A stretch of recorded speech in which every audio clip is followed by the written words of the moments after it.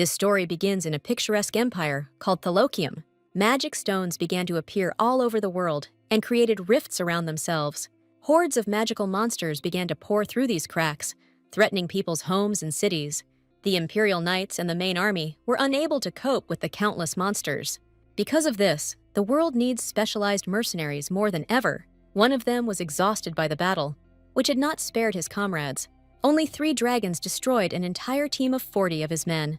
Now he doesn't have a single chance to deal with these 3. It seems that this terrible moment is the last thing the doomed hero sees.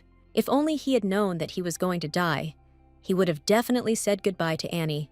At this moment, the dragon's huge mouth quickly pounces on this man. The young man closes his eyes and prepares to face his death. Suddenly, he hears a voice asking him to gather his courage if he wants to live. After this, the young man notices that some unknown person easily destroys one of the dragons. Only a few precise movements of the daggers allowed this man to defeat the monster. At the end of the fight, the mysterious guy breathes a sigh of relief and catches his breath. He then turns to the frightened youth and explains that just 3 dragons is not enough. At the same time, another man asks Vale, who cut the dragon, to step back. The stranger with a huge hammer explains that he wants to show the master his worthy skills. However, Vale is outraged that his comrade is once again going to swing his hammer indiscriminately. Besides, it is so huge that it simply blocks all his visibility. Vale finally boils over with anger and demands that his comrade get out of there. But at that moment, the man eliminates the sneaking dragon with one blow.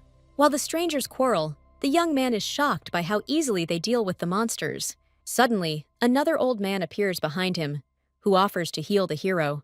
He then notices the conflict between the 2 comrades and explains that the captain will definitely be angry with them. Another surprise for the young man was how a certain little girl ran past him and almost knocked him down. She orders everyone to stand still and reminds her comrades that they agreed to do without fighting. A short girl with a pink bunny on her clothes even threatens to kick these 2 warriors out of the squad. But how then will she be able to find 20 more members for the team under such circumstances? After these words, the comrades freeze in place and look at the girl in amazement. The most formidable man with a hammer becomes so submissive that it clearly does not fit with his appearance. Nobody even pays attention to the dragons anymore, who are temporarily unconscious. And the girl at this time explains that it would be better if these 2 helped the wounded man instead of swearing. In the end, she is ready to give the sticker for good behavior to Grandpa Nordics. All this time, the young man cannot logically explain everything that is happening now. And what can a child do in a place where magic stones appear? Suddenly, the dragons come to their senses and are ready to take revenge on the humans with double force. The monsters open their huge mouths and pounce on the little girl. The young man shouts at the child with all his might to run away from the battlefield immediately. However, she didn't even have the thought of running away from her place. The girl explains that there is no point in wasting time on empty squabbles during a fight. After her piercing gaze, skeletons begin to emerge from the ground. These creatures reach out to dragons and immobilize them with an iron grip. At that moment, the name of a group of mercenaries popped into the young man's mind. In just 2 months since its founding, it has risen to first rank on the entire continent.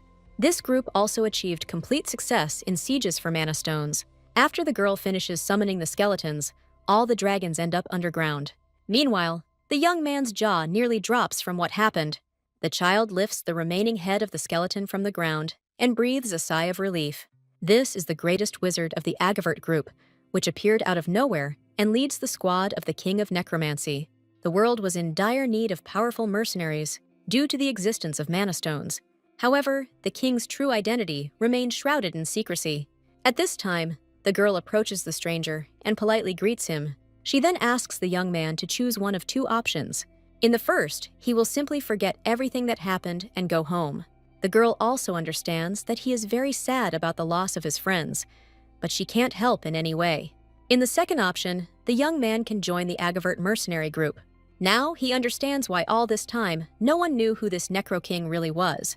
The young man's idea of a crazy man with a staff of skulls and an evil smile turned out to be wrong. In reality, the king turned out to be a sweet little girl named Tia. She is a supreme warrior who is fluent in necromancy and summons the bodies of the dead. Tia invites the young man to join their group and lures him in with a cute uniform. But all this time, the hero only thinks about how legendary the person in front of him is. and the girl promises that if the young man chooses the first option, she will simply erase his memory and take him to the village.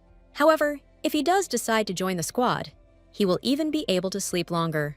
The big guy with the hammer explains that from 10 in the morning until 4 in the afternoon, the commander goes to a tutor, and that this time can be spent sleeping.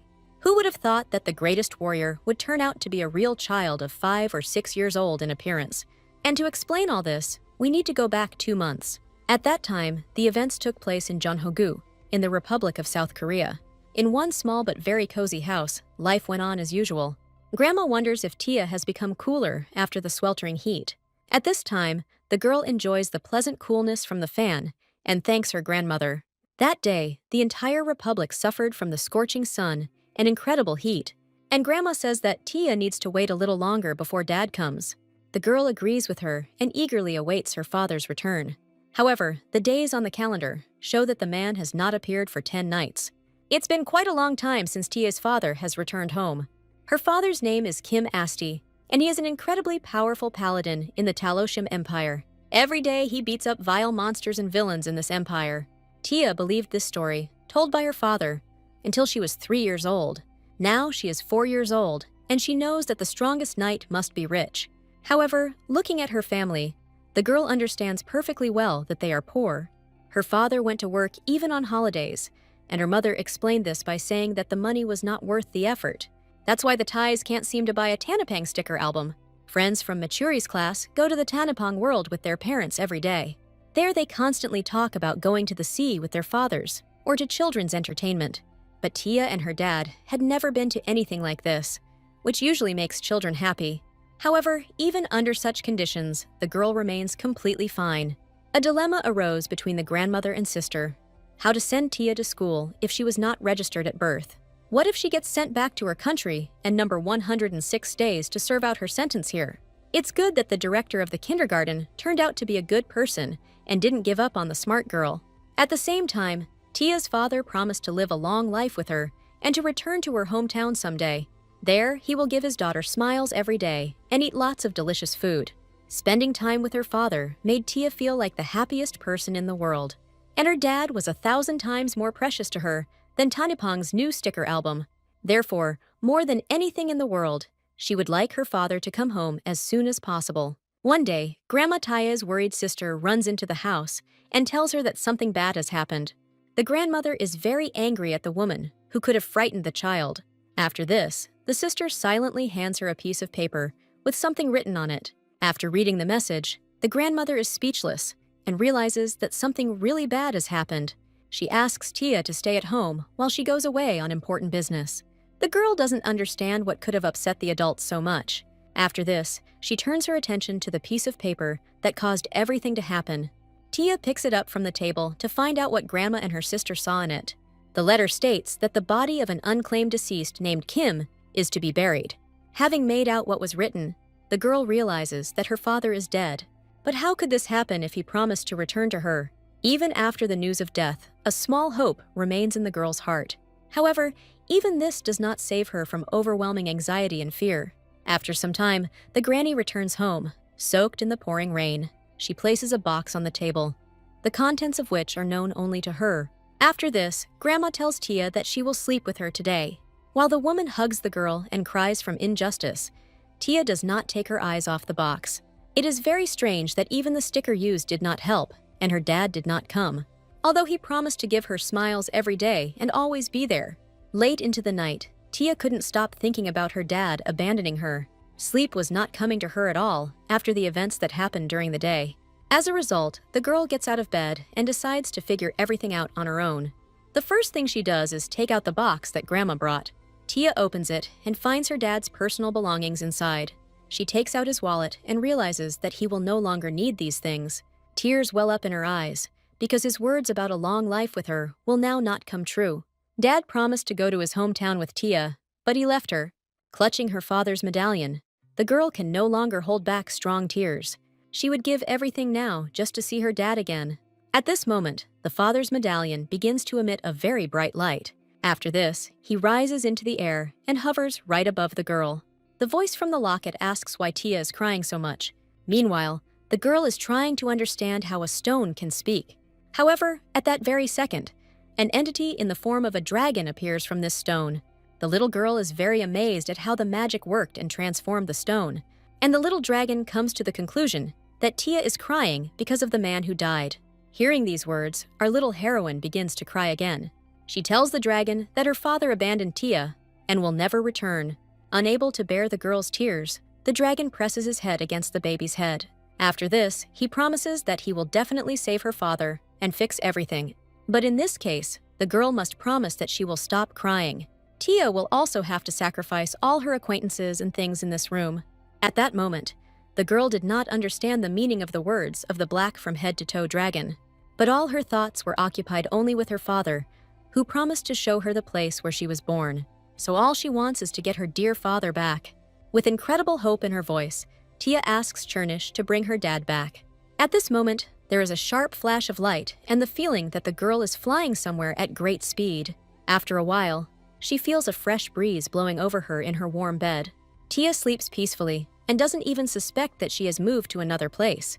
All this time, she has a nightmare in which she opens a box with her father's things, and then her tearful request that Chernish return her dad to her. The girl opens her tear-stained eyes and calls for her father again. At that moment, in front of her, she sees a boy with black hair and horns on his head. But where did he come from if she had never seen him before?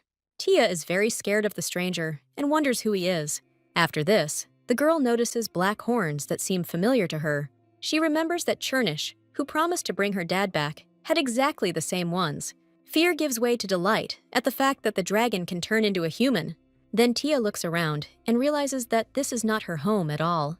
Chernish explains that he brought the girl to her father's homeland. Talokium seems like a very vast place to our little heroine. Dad said that the air here is very clean, and before the appearance of the magic stones, it was even better. At this moment, Chernish says that even he would not have been able to resurrect her father, so he transported the girl back in time to 7 years before her birth. Tia doesn't understand how it can be that she doesn't exist when she is right here. The thought that she has not yet been born into this world shocks her greatly. And the little dragon explains that they had to travel back in time. Tia is amazed by Chernish's magnificent abilities, which are similar to the magic of the legendary Pokemon. The boy also adds that he had to use his strength to the limit. He was forced to touch space to get to this place. But Tia fell asleep on the way, and he had to create this place for the night. However, what is much more important is that the girl's father is definitely alive in this world. At this moment, the boy slowly begins to transform into a dragon. He then adds that Ty's dad at this time will not know that she is his daughter. This world is much larger than it seems, and there is no guarantee that they will find the girl's father. Although these words make our heroine cry, she still decides not to give up. She is not even afraid of the thought that her father will not recognize her, since when they meet, she will be able to explain everything. The most important thing is that in this world, her beloved father is alive and well. Wiping away her tears, Tia adds that her dad must be the greatest and strongest paladin, and the place where such great warriors gather is called the capital. Meanwhile, events unfold on the southern outskirts of Talokium in the Brioude forest. Basto Ferrex, a wandering mercenary, was desperate to find food. Because of the monsters that crawl out of the magical stones, there is almost no game left in the mountains. As soon as one stone is set in motion, a new creature bursts forth from another. These monsters have been crawling around endlessly since the magic stones appeared. Therefore, Basto spends almost every day in fierce combat. Yesterday, he was firmly convinced that this was the last day of his life. However, he fought desperately against the monsters and achieved victory. As a result, today, Basto is alive again for the sake of his beloved family. But all his efforts seem in vain with so many creatures. The man thinks that the hunt is not going well at all, and it is time for him to return home. Suddenly, he hears the sound of a trap being triggered and realizes that someone has fallen into it. Meanwhile, Tia feels like she's in trouble. She doesn't understand why she can't move forward. Looking at the soaring birds, the girl thinks that she could really use some wings right now. As if reading her thoughts, the little dragon informs her that he will not carry her. Now, he can't do anything at all, since his strength has been exhausted. Tia understands that this happened to fulfill her wish. She feels ashamed of her behavior and offers Chernish a shoulder massage. However, the dragon refuses her help and explains that there is no need for it. Things like teleportation leave a trace, and it can be easily detected. At this moment, Chernish suddenly falls silent and turns back to stone. Tia was very frightened by such a sudden transformation, and the first thing she did was grab the medallion. However, she thinks that Blackie is a legendary Pokemon that has climbed into a Pokeball and is resting. The girl puts the medallion in her backpack and promises the dragon that she will get to the capital. While Chernish sleeps, our little heroine asks him to rely on her. But suddenly, Tia steps into a trap and finds herself caught in a net. At this time, the hunter Basto is already on the scene to collect the caught game. Unfortunately, Tai has no chance of escaping from such a strong network, and a man with a cold gaze and a huge hammer approaches his prey. Just now, the little girl promised Chernish that she would cope with everything, and now she is shedding tears due to complete hopelessness. Suddenly, for some reason, Tia begins to calm the hunter and asks him not to cry, and Basto Ferrex could not understand the situation, how a small child could end up here. After all, the forest is teeming with monsters, and the girl even managed to fall into its trap. And at the same time, a small child tries to calm a huge and menacing man. At this moment, Basto hears that Tia's father is somewhere nearby, and these words calm him down. To prevent the father from being shocked by the sight of the child, the hunter decides to free the girl. But as soon as the man touches the trap, Tia begins to twitch and cry. She bursts into tears even more when she remembers her dad. Basto finds it strange that the child cries even more when he talks about his father. After this, he frees the girl and tells her that she can now go to her father. All this time, Tia thought that in front of her was a kidnapper with a threatening weapon and dried blood on his hair. And Basto explains that he doesn't engage in kidnappings and just wanted to catch a rabbit. But these words have the opposite effect on the girl, and the man decides to put his weapon on the ground. After this, Basto moves to a safe distance and asks the child to return to his father. Tia slowly turns around and walks away with careful steps. Noticing that the hunter is not pursuing her, she suddenly takes off and runs forward. Basto hopes that the child will reach her parents safely, but just in case, he decides to follow her. At that moment, he hears the girl scream because she tripped. The man is surprised that after just 3 steps, Tia has already fallen. The girl begins to cry loudly as cuts form on her legs. Basto can't bear to watch the little girl's legs bleed. After a short time, the man begins to bandage Tia's wound. And at this moment, our heroine is wondering what rabbit tastes like. Tia has only tried cow, pig, and chicken meat, and Basto assumes that she is definitely an aristocrat. But if the girl's father had been nearby, he would have heard her loud crying long ago. So Basto decides to find out the truth and asks the child where her parents are. Hearing that they are in the capital, the hunter is speechless. It was a 5-day journey to the city, and a child could not walk that distance alone. So Basto decides to find out why the girl said that her dad was nearby. And Tia explains that the teacher at the kindergarten said that you can't scream in front of the kidnapper. It is necessary not to anger criminals and to calmly cooperate with them. After this story, Basto decides that the girl goes to a training center where they teach rules of conduct during hostage-taking. Judging by the child's speech, it becomes clear that she is growing up in love and in a wealthy family. If parents knew that their child was wandering alone in such a dangerous place, they would certainly be worried. Remembering his family, Basto understands that he cannot leave the girl in such a situation. Therefore, he informs Tia that he will definitely deliver her to the capital.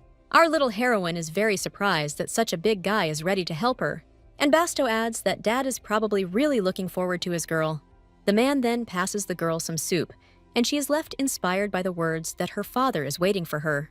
As he began to eat, Basto remembered that once he got to the capital, he would be able to hand over the magic stone. Meanwhile, Tia is getting ready to try the food and wonders what it is. The hunter explains that this is carrot soup, which will give the girl strength. Our heroine understands that she needs to eat to have a strong and healthy body. However, she never expected that the taste of this soup would be so amazing. Tia devours the portion in no time, with the carrots soft and sweet like jelly.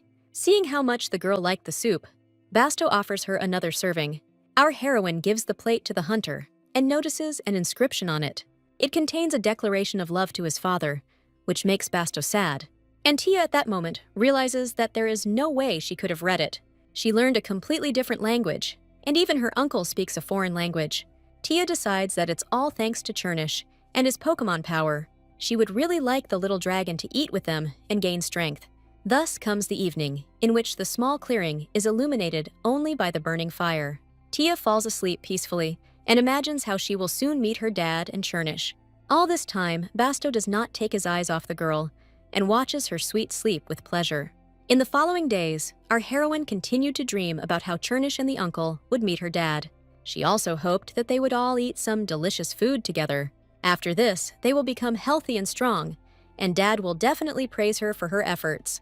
4 days later, Basto and Tia reach the outskirts of the capital.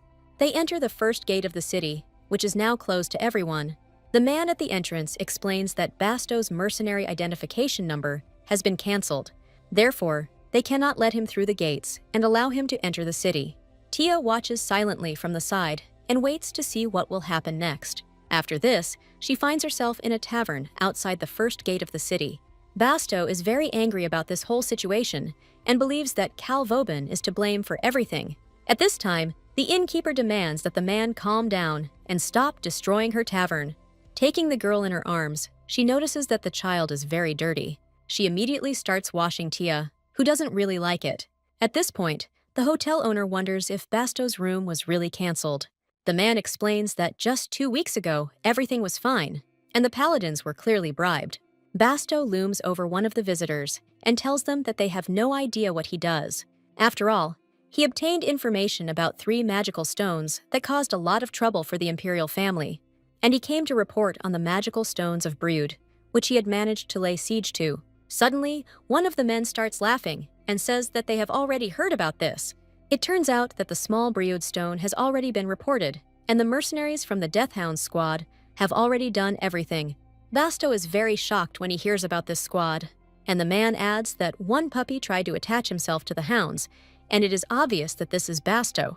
Not only does he shamelessly steal other people's achievements, but he also dared to deceive the paladins. And if he doesn't want to be kicked out by force, then it's better for him to just retreat.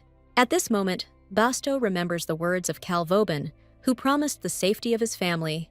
The hunter begins to boil and is ready to pounce on his offenders. Everyone present becomes very uneasy due to Basto's mood.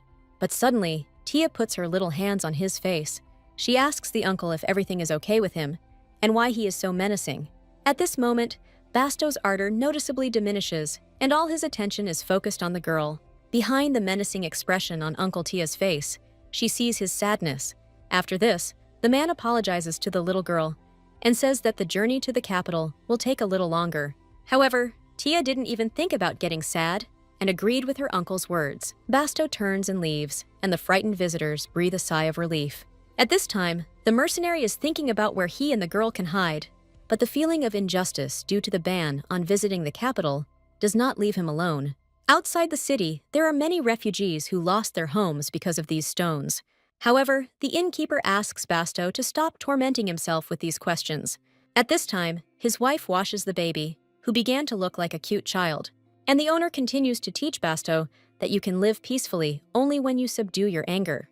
But the mercenary tries to explain that he is simply sick of all this. People are dying outside, and the noblemen and the emperor don't care at all. After these words, the innkeeper understands that Basto is thinking about his native land. He recalls with sorrow the incident that took place in the village of Van Ainla. After these words, Tia's mouth opens wide in great surprise. Hearing the girl's outburst of emotion, the adults immediately turn in her direction. The little girl runs up to the men and tries to ask about a place called Banana. The adults understand that she means Van Anla, but why is the village so interesting to the girl? Tia asks Basto if this place is really his homeland. After all, our little heroine knows something about this village. One day, her father told her that he had 20 people under his command. Then Tia decided that all these people were legendary Pokemon. Dad's closest friend was Uncle Hammer. Previously, he was not a subordinate, but the captain of the Deathhound squad. This group of mercenaries was based in Van Anla, and the leader of the squad was putting a lot of pressure on Uncle Hammer. Then Tia laughed and decided that this very head should be a knife, so that the set of tools would be complete. It turns out that Cal and the hammer that Dad talked about were friends. But could it be that the uncle betrayed his squad and decided to run away from it? Father also said that Cal was always having fun and asked the hammer to besiege the magic stone.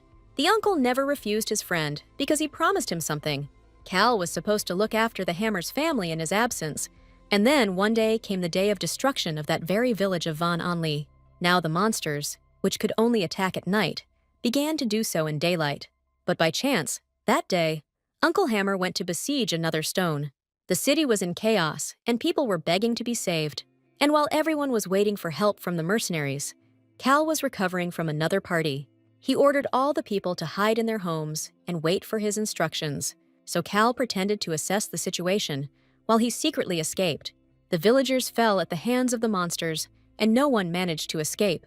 When Uncle Hammer returned, he found the dead bodies of his wife and daughter. After this, the man stopped serving Cal and left the squad. Then, he said that the Hammer disobeyed him and bribed the paladins to destroy his ED. Now Tia understands that the man simply does not have the documents to enter the capital. Having become a loner, the Hammer met her father, who was ranked number 1. Father Tia helped the uncle with the documents and offered him a job. Remembering all her father's words about the Hammer, the girl decides to find her father as soon as possible. After all, only he can help Basto and restore justice. But to meet her father, Tia must somehow find herself in the capital. Unfortunately, she can't go there to find her dad and introduce him to her uncle. Out of desperation, Tia begins to have a headache and tension appears. Thus begins the first night when Tia falls asleep in the inn by the gate. Lying in bed, she frowned, her face frozen in anticipation of sleep. Basto quietly comes up to her from behind and wraps her in a warm blanket. All this time, he thinks about how to help the girl get to the capital. To do this, you can create a new identification number or come up with another method. Even if he couldn't go with Tai, this child should be entrusted to the person who would take her to the capital. However, it will be hard for Basto to part with the girl after such a short meeting. Having come up with nothing, the man goes to bed and covers himself with a warm animal skin. At this time, a small black dragon crawls out of the girl's backpack. He sees that Tia is sleeping with a calm face and understands that nothing terrible has happened. Chernish was very worried about the girl who went to the capital alone. The little dragon would like to spend more time with her, but he still doesn't have enough strength. He even feels sorry that he turned back time a little. Chernish strokes the baby's head and asks her to wait just a little longer. After this, he turns back into a stone, which falls on Tia's pillow. When the morning comes, the first thing the girl does is start looking for Basto. The owner of the house warmly replies to the child that he has gone out and invites Tia to go shopping. After some time, our little heroine finds herself in a busy market, but it is not the abundance of goods that attracts her attention, but one man. She finds it strange how he looks and how sullenly he sits in the square. And the innkeeper explains that recently, there has been a shortage of mercenaries to besiege the stones. Tia notices that many people in the market are very poor and unhappy. She recalls Basto's words about how there are many refugees outside the capital who have lost their homes. Everyone except the rich people in this capital city is trying to just survive every day. Suddenly, Tia hears loud screams as she passes by the square. An angry man screams that someone tried to steal his wallet, but the poor woman tells him that he is talking nonsense and that she did not touch his wallet. At that moment, the man hits her hard on the cheek with his hand. This cruel sight makes the girl feel uneasy. It's too hard for her to see someone beat another person. She immediately remembers one unfortunate woman from room 203. One scoundrel also beat her every day and caused her severe pain. This woman was very kind and often offered Tia ice cream. The girl believes that people who hit others are very bad. Tia can't take it anymore and stands up for the poor woman, demanding that the man stop beating her. The hotel owner didn't even have time to notice how the girl suddenly disappeared from her place. At this time, the man gets even more furious because of the little rascal. However, all the other refugees also begin to stand up for the woman. But the rich villain continues to insist that he is being deceived. At this point, the innkeeper decides to approach this man. She explains that the back alleys of the immigration office are where those who have nothing to lose live. It doesn't matter who is in front of them, a nobleman or a rich man, because it is useless here. And if a man doesn't want to end up dead, then it would be better for him to leave quietly.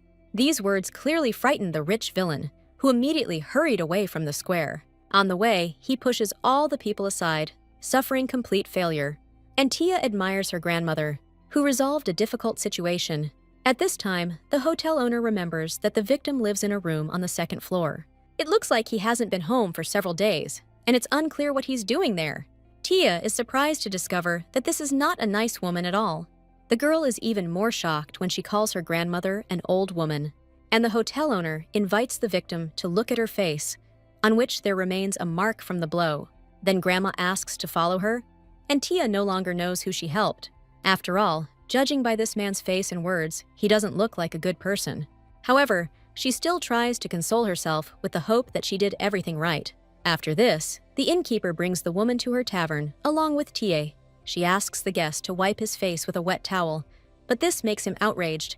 Granny promises to give her another slap, and only after that does she reluctantly fulfill her request. Seeing her sister's behavior, Tia begins to understand a lot about her character. After this, the girl cannot stand it and calls the woman vile. If the little sister really tried to steal the wallet, then the tiger will bite her. At this point, the guest finally loses her temper and starts shouting various curses. She doesn't understand why everyone around her considers her a woman. In fact, this is a man with long hair and expressive eyes. Upon learning that her little sister is actually her little brother, Tia is completely speechless. This is the first time our heroine sees a guy who looks so much like a girl. At this moment, a dejected Basto returns to the hotel, and the guy says that it was he who stole the wallet, which originally belonged to him. This fat guy promised to find people for the squad, but he himself wanted to run away with the money. Tia is very surprised that her new acquaintance is gathering mercenaries.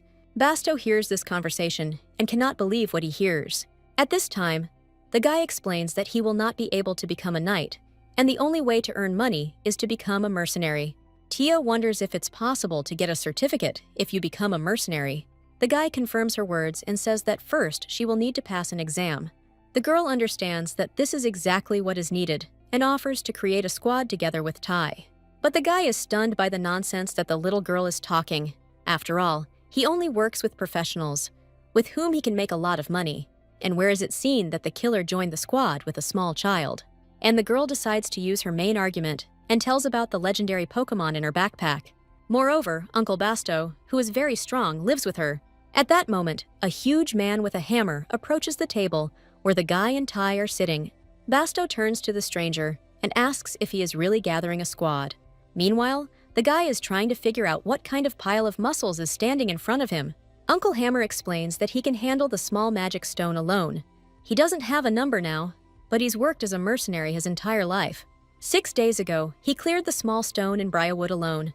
The guy remembers that he learned about this small stone recently at the first gate. The immortal hounds returned and shouted loudly that they had cleared that very stone. But the guy clearly doesn't like this squad with their nasty faces.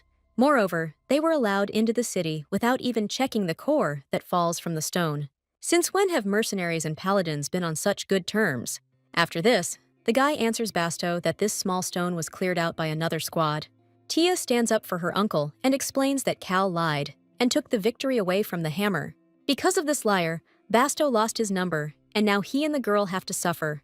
The mercenary explains that he is ready to prove his strength with action, since he really needs the number. He promised to take the girl to the capital to her father, but to get in, he needed a number. Now the guy is even more surprised, because all this time he thought that Basto was the child's father, but now he realizes that these two are really not alike at all. Although they look like idiots, they seem to be telling the pure truth. But this explains everything, and it turns out that the hounds stole the credit for this mountain of muscles. To prevent him from taking revenge, they canceled his number and closed his path to the capital. For 2 months now, the guy has been hanging around the gates looking for normal guys. There were no people, and he had to turn to an intermediary who cheated him. But he's not going to die during the exam because of his clumsy teammates. After weighing the pros and cons, the guy decides to agree to take these two into the squad. After this, the guy slams his fist on the table and demands that the big guy work for 1.5 times the rate. The mercenary then decides to introduce himself and calls himself Bale Theodore. Basto replies that the guy better not get underfoot and not interfere with him. Meanwhile, Tia can't believe that they've finally managed to assemble a squad. And the very next day, the trio sets off to cleanse the magic stone. On the way, Bale tries to understand why he should hold this girl's hand. And all this time, Tia's looking at the caterpillars and is happy that they have a team. Bale is even a little surprised at how happy the girl is. Our heroine continues to hum made-up songs and is proud that she has a Pokemon. She is confident that she runs faster than anyone in the Quail group and plays tag better than anyone else. And if Tai is the leader in some game, then she can catch absolutely everyone. The girl is firmly convinced that she can catch even all the monsters. Walking ahead of everyone, the little girl assures that her uncle and brother have nothing to worry about. Tai is very strong and can deal with any monster. At this moment, Basto puts his hand on the girl's shoulder and decides to talk to her. Uncle Hammer explains that the little girl is not going with them to catch monsters. Back then, Tai didn't yet know that monsters were much more terrible than she imagined. Basto explains that fighting monsters is not a child's play. He then asks what Tai is most afraid of, and she names the Tyrannosaurus. Although Hammer doesn't know who it is, he reports that the monsters are much more terrible. Suddenly, in her fantasy, Tia imagines a powerful explosion. Our heroine experiences great fear and begins to scream to her brother and uncle. Now the girl understands that monsters are not so harmless, and Basto continues the conversation and says that he hired a man named Nordix Omen, and Asti will wait with this fortune teller until the detachment returns. Nordix promises Hammer that he will do his best since he met Jax from the hotel. At this time, Tai is sad because she was very nervous and careless. Dad told her that monsters are very scary, and there are many different types of them. Therefore, there are many different methods of attack, and one must not act recklessly. Before leaving, Bale decides to joke and asks the child not to cry if they are gone. Tia begins to justify herself and says that she never cries because she is no longer a child. But Basto told the mercenary that the girl was crying loudly when he found her. Our heroine begins to scream even louder and explains that she is not a child, but already a child. However, Bale explains that there is no difference between the two words. Luckily, Basto asks the mercenary to stop teasing the girl and go on his way. Tia begins to wave her hand and says goodbye to Mr. Basto. The man turns to the girl and smiles warmly at her. Meanwhile, Bale is indignant because Tia didn't say goodbye to him. After thinking for a bit, the girl asks the mercenary to be more careful in battle. Bale is pleased with this and tells his partner that Tia is funny. After this, the men go to the caves of Tenebrae, which have now become a base for monsters. Along the way, the mercenaries discuss how a girl from a noble family could not possibly end up in a dense forest. Moreover, Basto had never heard the names of the parents she mentioned. The girl herself, according to her, is called Yeonsu, and her last name is Kim. Bale reports that there is no such family name among the nobility, and that one should not trust the words of a small child. Since all this seemed strange to him, yesterday he bought some information on the black market. There he learned that Basto had lost his family in the village of Van Anla and had become a wandering mercenary. If this guy really does have the necessary skills, then Bale is very lucky. After this, the guy says that the further they go, the more it resembles a labyrinth. And Basto explains that they just need to set a small stone near the entrance and leave. Bale agrees with him and promises to do his best. The uncle takes out his huge hammer and prepares to enter the battle. At that moment, a magical crack appears above their heads. However, for some reason, it is spreading further and further from the other side. It becomes obvious that such a crack cannot form in a small magic stone. At this moment, Bale rushes forward and, thanks to his dexterous movements, climbs up the cave. He wants to look around, but what he sees truly scares him. Bale realizes with horror that another stone has activated behind him. At this point, cracks spread throughout almost the entire cave. Seeing the danger the mercenaries are facing, Bale orders Basto to run away. At this time, silence and peace reign in the forest, while Nordix looks after the girl. The fortune teller even falls asleep while Tia anxiously awaits the return of her squad. The girl is worried that the men are away for a long time, and this makes her anxious. After this, she takes out the medallion and asks Chernish to wake up quickly. She wants to tell so much to the little dragon, who doesn't even know about her adventures. At this moment, the baby's face is illuminated by a subtle light. Tia is horrified to discover a crack appearing at the top of the cave. The girl understands that something bad happened to her uncle and Bale. Suddenly, a powerful explosion occurs from that very crack. After this, our little heroine gets seriously scared and freezes in place. A huge stream of boulders and fire rushes towards Tai. Luckily, Nordix manages to grab the girl and protect her from danger. The fortune teller understands that they are in a very difficult situation. At this moment, a terrible monster crawls out of the fiery flame. The monster attacks Nordix, and he asks Tai to run away while he distracts him. However, our little heroine falls into a stupor and cannot move. With trembling hands, she rises from the ground and grabs her backpack. Tai runs from this place as fast as she can, and doesn't even look back. All this time, she is haunted by a feeling of fear for Bale and Basto. The girl is frightened by the fact that she doesn't even know what state her friends are in now. She imagines how Uncle Hammer was seriously injured, and even Bale couldn't cope with the huge and powerful monster. As a result, her entire squad ends up trapped with serious injuries. These thoughts brought tears to the little girl's eyes. It becomes obvious that Uncle Basto and his brother will die in this fight. She doesn't want everything to happen again, like that terrible day. Completely exhausted, the little girl falls to the ground and trembles with fear. She can't help her comrades in any way and decides to pray. Tai asks God to hear her prayer and says that she no longer wants to be separated from anyone. At this moment, the girl's hands begin to emit a bright glow. A terrifying skeleton with glowing eyes appears from the thick smoke. Meanwhile, Bale desperately fights for his life, battling the monster. The monster turns out to be quite strong and the guy can't defeat it. Basto is also busy fighting and waves his hammer at the monster. The fight turns out to be too difficult, as monsters of this level are not easy to defeat. As a result, even the formidable hammer is seriously wounded in this battle. But how the small magic stone turned into a medium-sized stone. Meanwhile, the monsters breaking out become too numerous. The squad finds itself surrounded by monsters and can no longer cope with them. Bale decides to drink poison to avoid feeling the monsters tearing his body apart. At that moment, some object flies past the men at great speed. A white human bone, radiating magic, ends up in the body of a monster. Bale even forgets about the poison, seeing how the bone pierces right through the monster's thick skin. After this, a skeletal hand appears from the ground, which takes out and takes this bone. Then, a huge number of skeletons begin to attack the monsters. They grab them with their strong arms and take them underground. When the last monster is dealt with, the forest is plunged into silence and tranquility. Meanwhile, Bale is trying to figure out if he's gone crazy.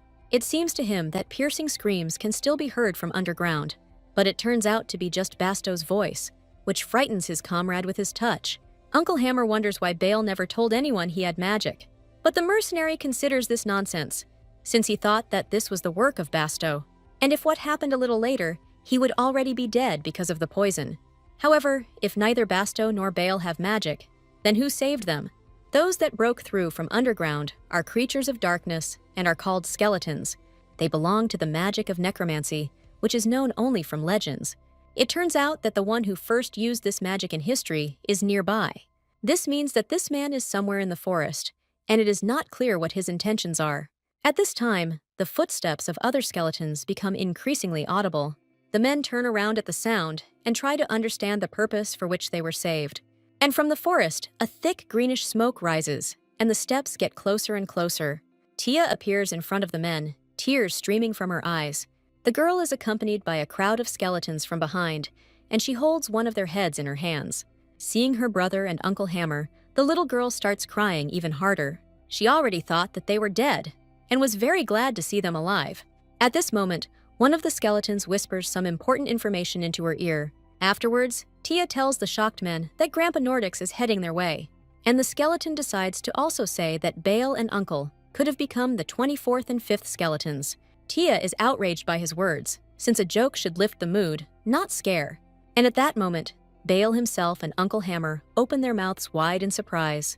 Meanwhile, the remaining skeletons perform their role as signposts. They show the wounded grandfather Nordics the way to the detachment.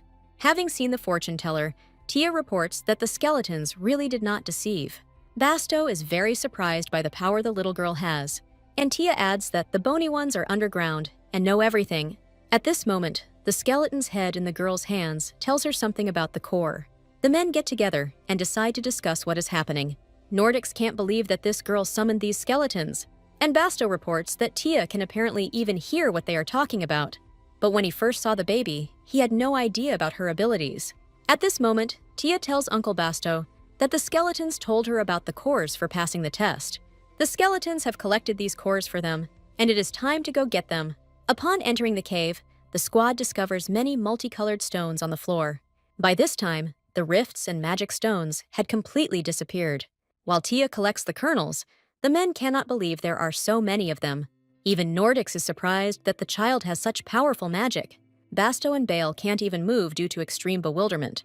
And Grandfather tells Tia that she has incredible abilities that blossomed on their own. Usually, a talent for magic is revealed at the age of 10, but even this happens rarely. After this, Bale can't take it anymore and tells the little girl how magnificent she is. Tia didn't expect her new ability to make such an impression. Hearing that she is the best, the girl opens her mouth wide in surprise. Her father was the best of the paladins, and now Tia is just like her father. After this, she answers her squad that blood really is thicker than water. When the skeletons hear a joke they like, they start laughing, and all the men decide to understand why the girl suddenly remembered this proverb. The girl looks around to tell the squad a secret. In fact, her dad is very strong, and they say that there is no one equal to him in the world. She then reveals the secret and says that her father is a paladin. After these words, the puzzle begins to come together in Basto's head. He immediately thought it was strange to see a child alone in the forest. In the world there is holy power and magical power, where the former is awakened by paladins, putting it into swords. And magicians awaken magical power and use its various forms. These two forces are opposite to each other, and it is incredible to see a child of paladins who has awakened magic. Society has a very negative attitude towards this, and it only appears in legends. There is even a superstition that children with a power opposite to their parents bring only misfortune. If this baby's parents are the strongest paladins, then there is only one family that can bear this title. This family, from generation to generation, gives birth to knights with holy power of the highest purity. This is the aristocratic ducal house of Luminen, which has never known a fall in its life. After this, Basto and Bile exchange glances, as their thoughts on this matter coincided. And Tia says that she didn't want to talk about it, but now it's time to tell everything. Until recently, she lived with her dad in a small but cozy house. Bale understands that the Luminen house cannot possibly be small. To make her point, Tia even shows the dimensions of her home. But even in such a cramped house, she felt so comfortable next to her dad, as if there were 100 of them in the family. After this, tears appear in the girl's eyes, and she says that her dad then left. The girl's words confuse the men even more and make them feel compassion for her. Now, Tai is left alone in the forest with Chernish, who is still sleeping. Bale realizes that it is a summoned pet that awakens the power. And the girl adds that when the little dragon wakes up, he will be able to find her dad. Now they will be able to pass the mercenary exam and get to the capital. Even their father will not remember Tie. However, men are surprised that a father can forget his daughter. Of course, Tia can't tell that Chernish turned back time, and here her father doesn't yet know about her existence. Therefore, she explains her words by saying that her father is not to blame for what happened, and his memory was erased due to magic that made the dad forget his child. All the men are shocked that someone could do such a cruel thing to a family. They begin to speculate and suggest possible developments in the history of the noble Luminen family. Most likely, the father ran away from home to protect his daughter. Together with the girl, who was born with enormous magical power within this family, he had to live in a kennel. But someone thought this wasn't enough and decided to erase the daughter from her father's memory. And after this, the child was abandoned alone in the forest, doomed to certain death. Such enormous cruelty and injustice outrages men. Against the backdrop of this fictional story, Tia seems very unhappy and defenseless to them. Bale even gets angry, since he has never met such creatures that did this to the baby. After this, the mercenaries decide to take into account the fact that Luminen may take some other actions. And in order to protect Tia, they need to hide her identity and try to get closer to the Paladin family. Bale agrees that they cannot leave the Luminans unpunished for their actions. But Basto asks the guy to calm down, because it is too early to say anything. After this, Bale turns to Tia and calls her a brat. He explains that the mercenary squad's rules do not prohibit 4-year-olds from joining, but this had never happened before, and so no one began to make rules for such an age. It doesn't matter how strong her magic is, since it's officially impossible to register a 4-year-old child. However, if Tia wants to find her dad, then they should think about what they can do to join the squad. Basto agrees with his comrade, as they all owe the girl an unpayable debt for saving her. Thanks to her, the entire squad remained alive and unharmed by the monster's attack. Tia was very pleased to hear these words, but she just didn't want to lose her new friends. However, the men do not let her finish and tell her that from now on, she must hide her abilities. After all, its power is so great that there will definitely be people who will try to use it. To prevent the girl's magic from causing problems, Buell even jokingly suggests carrying Tia in a bag.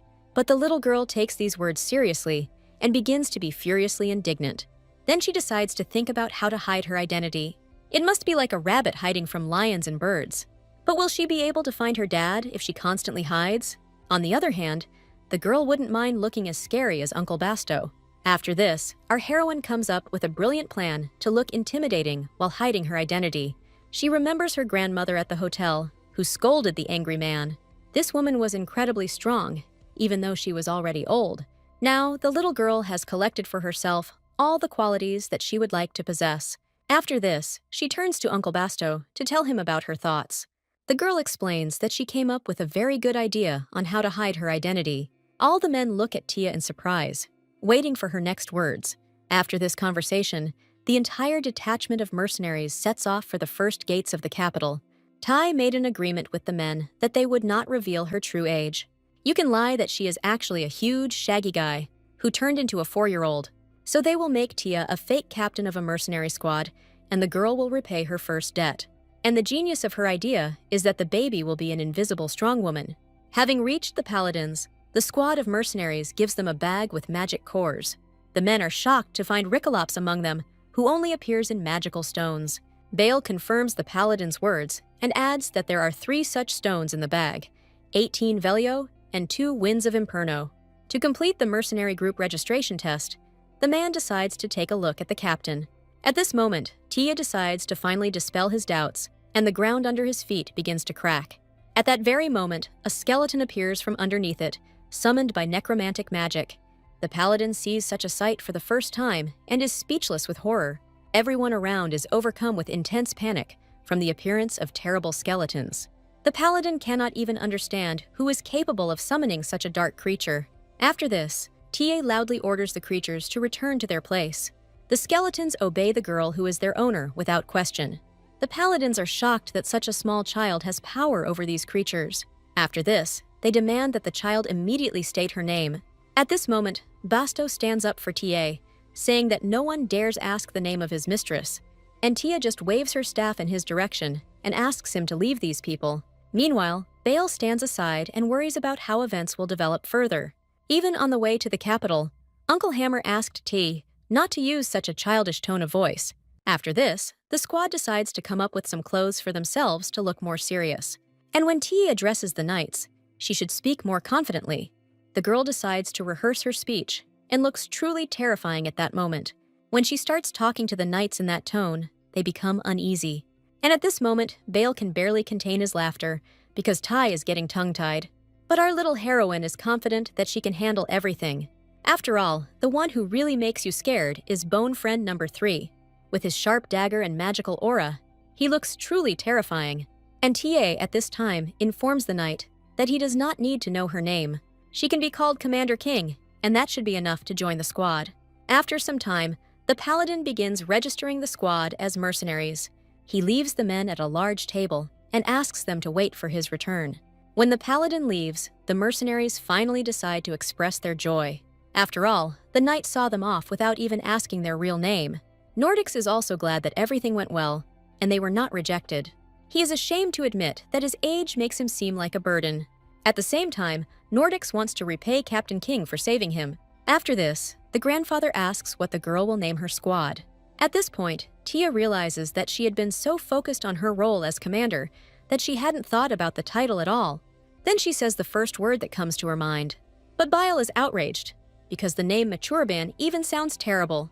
The mercenary objects, and at that moment, the paladin returns to the room. He reports that the identification number has been assigned to the captain.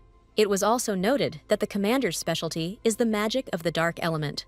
After this, the paladin asks permission to ask the captain a few questions. Tia remembers her friend's advice about not having to respond to knights. After all, these people have no authority to try to extract any information. The little girl understands that she doesn't have to answer an uncomfortable question and doesn't even have to raise her hand. The Empire is currently receiving assistance from mercenaries in the siege of the Magic Stone. It is safe to say that the existence of the Empire is in the hands of these people, and they are not able to force them to reveal information that they do not want to give. So, in answer to the knight's question, Tia tells him that her name is Commander King, and the paladin should understand perfectly well why the captain does not give his name. To make Tia's arguments more convincing, she decides to call upon her dark friends. Frightened by the sight of the skeletons, the knight asks him to forgive him for the mistake he made. However, he explains that there is one problem with registering mercenaries. The above order prohibits the assignment of an identification number to Basto Ferrix. The reason lies in an order from Cal Vauban, the head of the Death Hounds. He reported that Basto had committed an illegal act within the mercenary group. They say he escaped and took a large sum of money with him, and because of this, it is impossible for him to continue his mercenary activities.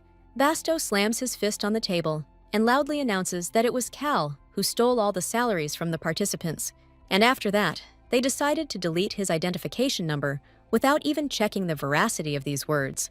Wasn't it enough for Cal that he deprived Basto of the opportunity to protect his family?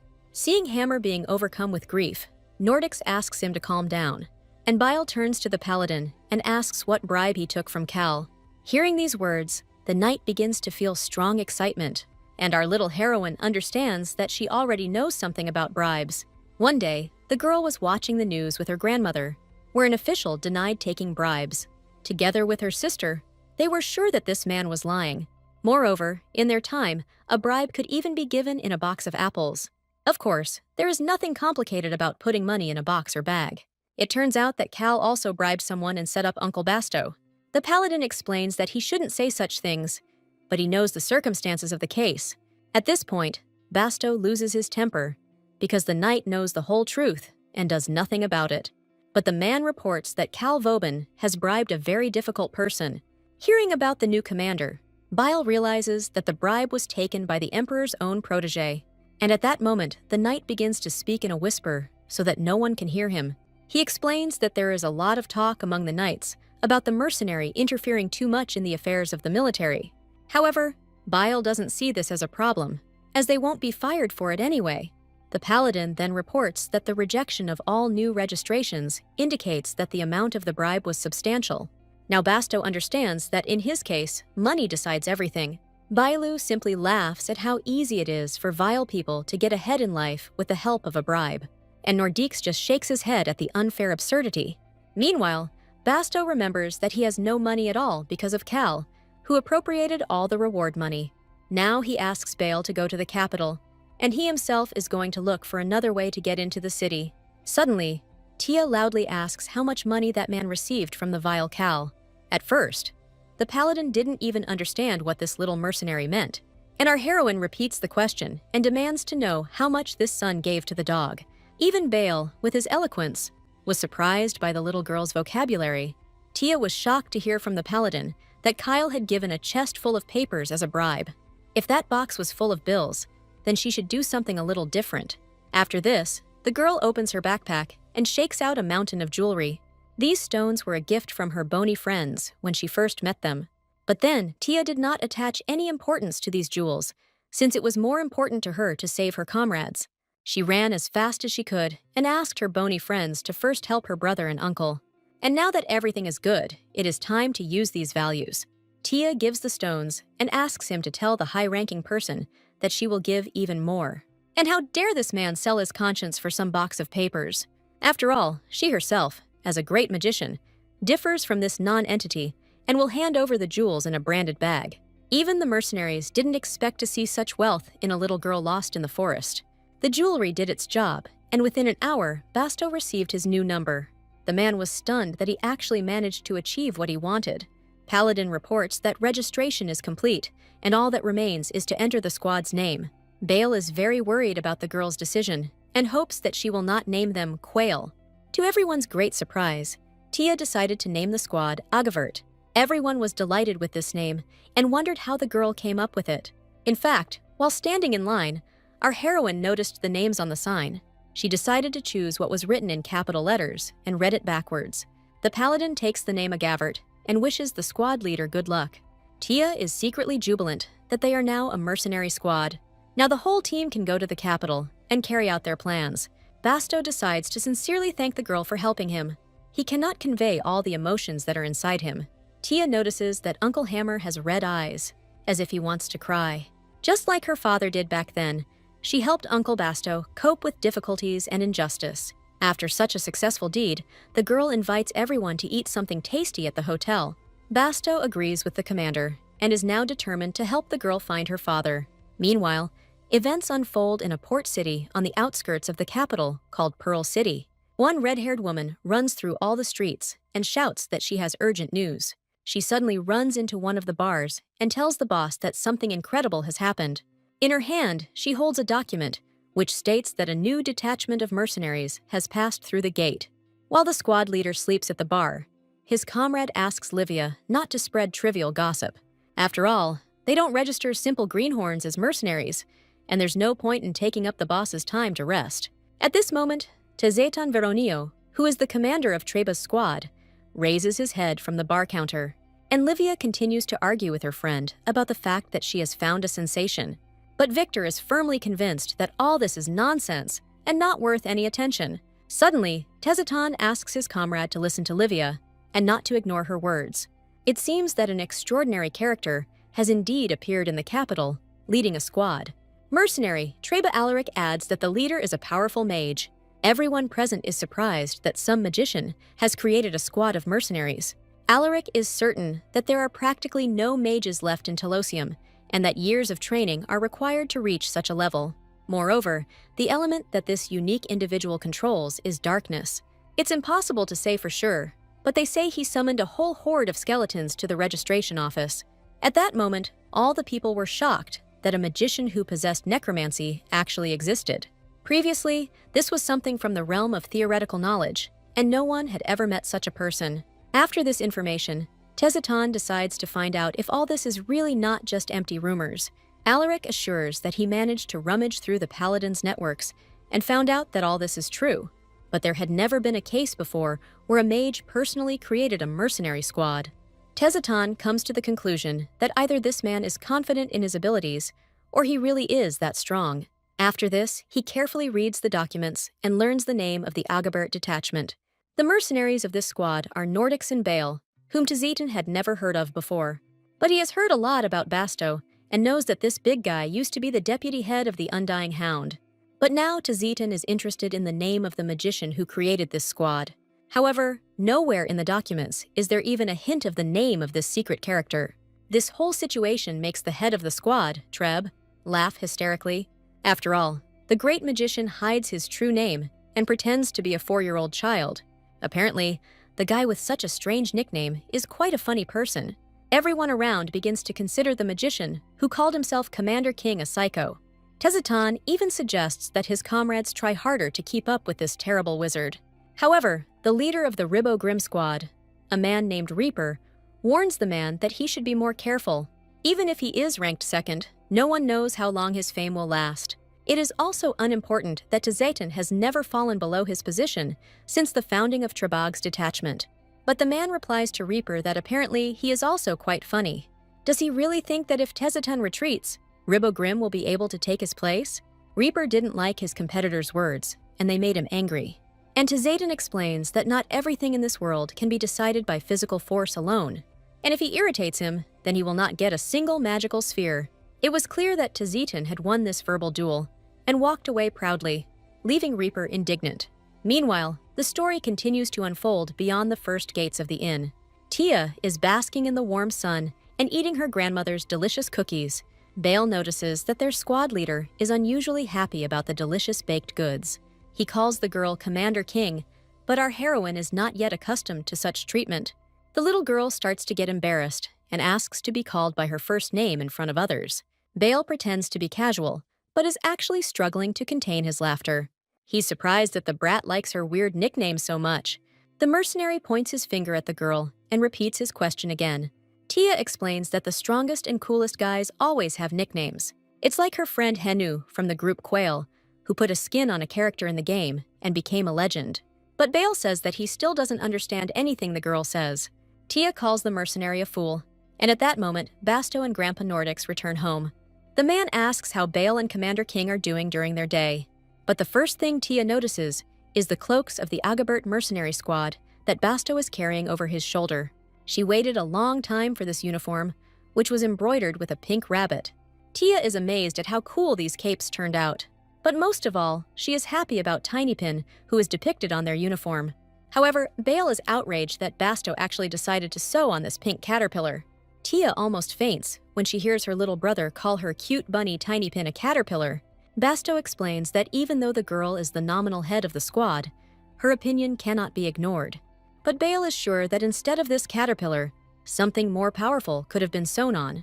Tia is outraged that Tinypin, whom she and her grandfather so painstakingly drew, was criticized to smithereens. At this point, Bale takes the ink and says that he will simply erase this moldy insect. Suddenly, Tia, in a fit of anger, sinks her teeth into the mercenary's hand and demands that he not insult Heartpin. Bale finally manages to free his hand, which is covered in drool. the mercenary even calls Tai a dog and is about to complete his intention to erase the stripe. However, the girl tearfully pulls her brother's clothes and forbids him to do this. Suddenly, ink flies out of Bale's hands and leaves its mark on the wall and floor. After this, the man notices that drops of blood are running down his hand. A dragon's wing appears in the room, outraged by what is happening. Did Tia really ask him to wake up quickly to show this inappropriate behavior? Seeing the blood on the mercenary's fingers, the girl is speechless, and Basto and Nordics are shocked by the fact that an unknown creature appeared in front of them. Chernish gets into a fighting stance, and he is clearly not happy with what is happening. At this point, Bale asks the little one what she just did. Did she really decide to use her summoning to attack him? Luckily, Basto stands up for the girl and asks Bale not to interfere. He heard from Nordics that Tia still has difficulty controlling her power. Therefore, he asks the mercenary not to do anything that he will later regret. At this moment, Bale turns around to look at the dragon. He becomes insane because the creature laughs at his loss. At this moment, Tia takes Chernish, who is eager to avenge the girl. But our heroine asks the little dragon to calm down and not get into a fight. To make Chernish see reason, Tia tells him that they are going to the Room of Truth. This room is located on the second floor in one of the hotel rooms. In kindergarten, there is a rule that you can never harm a friend. If a child accidentally offends someone, he receives one sad sticker.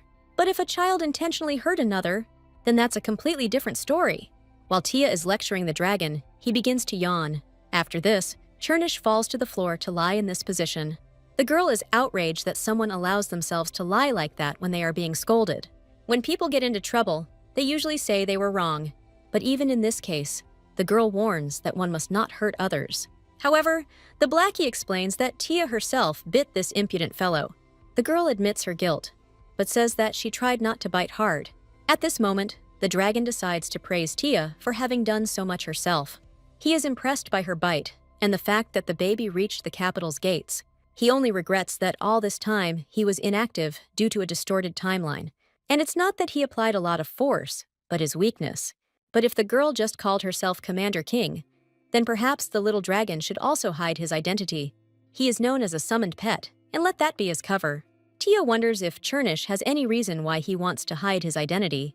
If this is truly true, then in times like these, we need to protect each other. That's why she promises Chernish not to tell anyone that he is a legendary Pokemon. However, the dragon turns into a boy and says that his name is Lucarian. Tia is very surprised, because until this moment he had not said his name, and yet she is very grateful to Lucarian for giving her the opportunity to meet her father again. Our heroine sincerely hugs the boy who did such a thing for her. After all, on that day, she no longer thought that she would be able to meet her dad. And thanks to Lucarian's help, the girl can now stop crying. After expressing sincere gratitude, Tia wipes her snot and invites Lucarian to visit the capital tomorrow. If she finds her father, she will definitely repay the dragon for his kindness. And if Lucarian has any difficulties in the future, he can always rest in the bag. Plus, if the dragon wants to hide his identity, then Tai will continue to call him Blackie. After this, the girl asks the dragon to go and apologize to Bale. And at this time, Chernish sees the powerful force of Tai, which is inside her. As expected, it was she who woke up the dragon that day. Meanwhile, TA doesn't suspect anything and leads Chernish along with her. She informs Bale that the dragon is ready to apologize for his behavior. However, those present do not see a mouth that could say these words. Chernish had already managed to turn back into a medallion during this time, and Bale suggests simply forgetting about it. But Tai is very worried that her brother will again try to erase her badges with ink. The next day, Basto informs Tia that as soon as they leave the hotel, she will become Commander King. Now the squad is fully prepared to head to the capital. All the mercenaries put on new cloaks and are about to cross the main gate. When I walked into the city, I was surprised that I didn't see any buildings there that looked like the Chinook area. But she did witness a scene she had only seen on television. Tai was shocked that they would have to walk across the entire desert. At this time, Bale says that it would be better to go back and rent a carriage. However, the squad needs to save money to get to the center of the capital. Bale agrees that because of such a bribe, they lost all their savings. But even if this happened because of the magic stones, the landscape is too deserted. If you look closely, it seems that Nordiques has better endurance than young Bile. After this, the little brother notices that the recently lively Tai has already passed out, and Basto explains that it will be even easier for them to move while the girl is sleeping. Tai fell asleep for just a moment and saw a dream in which she and her dad were together for the first time in a long time. Her father braided her hair and said that he ended up in this place by accident. He doesn't know what happened, but he keeps looking for a way to get back. At this moment, Tai expresses confidence that her father will definitely be able to go home. They start laughing with their father, and the man adds that he will go there with his sweet daughter. In both Tia's dreams and memories, her dad never complained and laughed a lot. But when one day you find yourself in an unfamiliar world, you become scared and sad. If Tia hadn't accidentally met Uncle Basto, she would still be wandering alone in the forest. Thanks to her father's stories about his homeland, the girl felt calm in the new world. But her father knew nothing about the new place, and therefore suffered incredibly every day. Tai saw his sadness at a time when her father thought she was already asleep. In her sleep, the little girl wished her dad would wait just a little longer. After all, this time she will do everything to definitely protect her father. Thus, while Tai sleeps peacefully, the mercenary squad continues to move through the desert. After some time, the men finally find themselves in the beautiful port city of Pearl City. Nordics takes in the local sights and realizes that everything here has remained the same. Bale is outraged that, having come such a long way, the old man still has energy to spare. Basto suggests that they first find a place to spend the night, since it will still take them a week to get to the weapons district. Nordics recalls the Red Glove Hotel, which accommodates guests on credit. Grandfather goes inside to check if there are any vacancies and asks his comrades to wait for him. And Tai is sleeping peacefully again, as yesterday they walked along a bumpy road. The whole way, the girl complained that her eyes were stinging and the wind was biting her. At the same time, the mercenaries had to rescue Basto from the sandy hell, and then they had to find a place to stay overnight in the desert, which was teeming with dangers. At this moment, Bale decides to hide the girl under his cloak so that no one can see how sweetly their commander sleeps. After all, there are mercenaries scurrying around, and their authority could be undermined. Since Nordics was delayed, the men decided to go inside the hotel and check everything. At this moment, they hear that one of the guests has to leave early today, but there are no vacancies yet. The man asks his grandfather to wait a bit, and Bale decides to find out what's going on. Suddenly, the owner remembers that the ship leaves in the morning, and the guest should have already checked out. At this moment, the footsteps of a man can be heard on the stairs, calling the man by the name of Rudy. The innkeeper immediately responds and welcomes Tizatan. The entire Agavert squad understands that in front of them is the person occupying the first place in the ranking.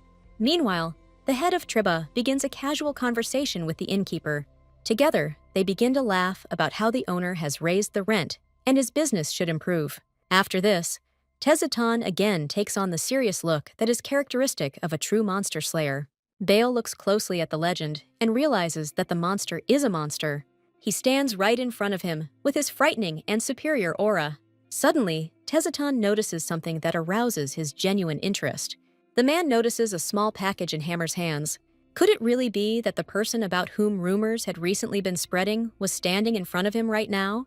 However, at this moment, Tezatan is distracted by the words of his comrade that the ship has already arrived. The man sighed resignedly and announced that he was already on his way.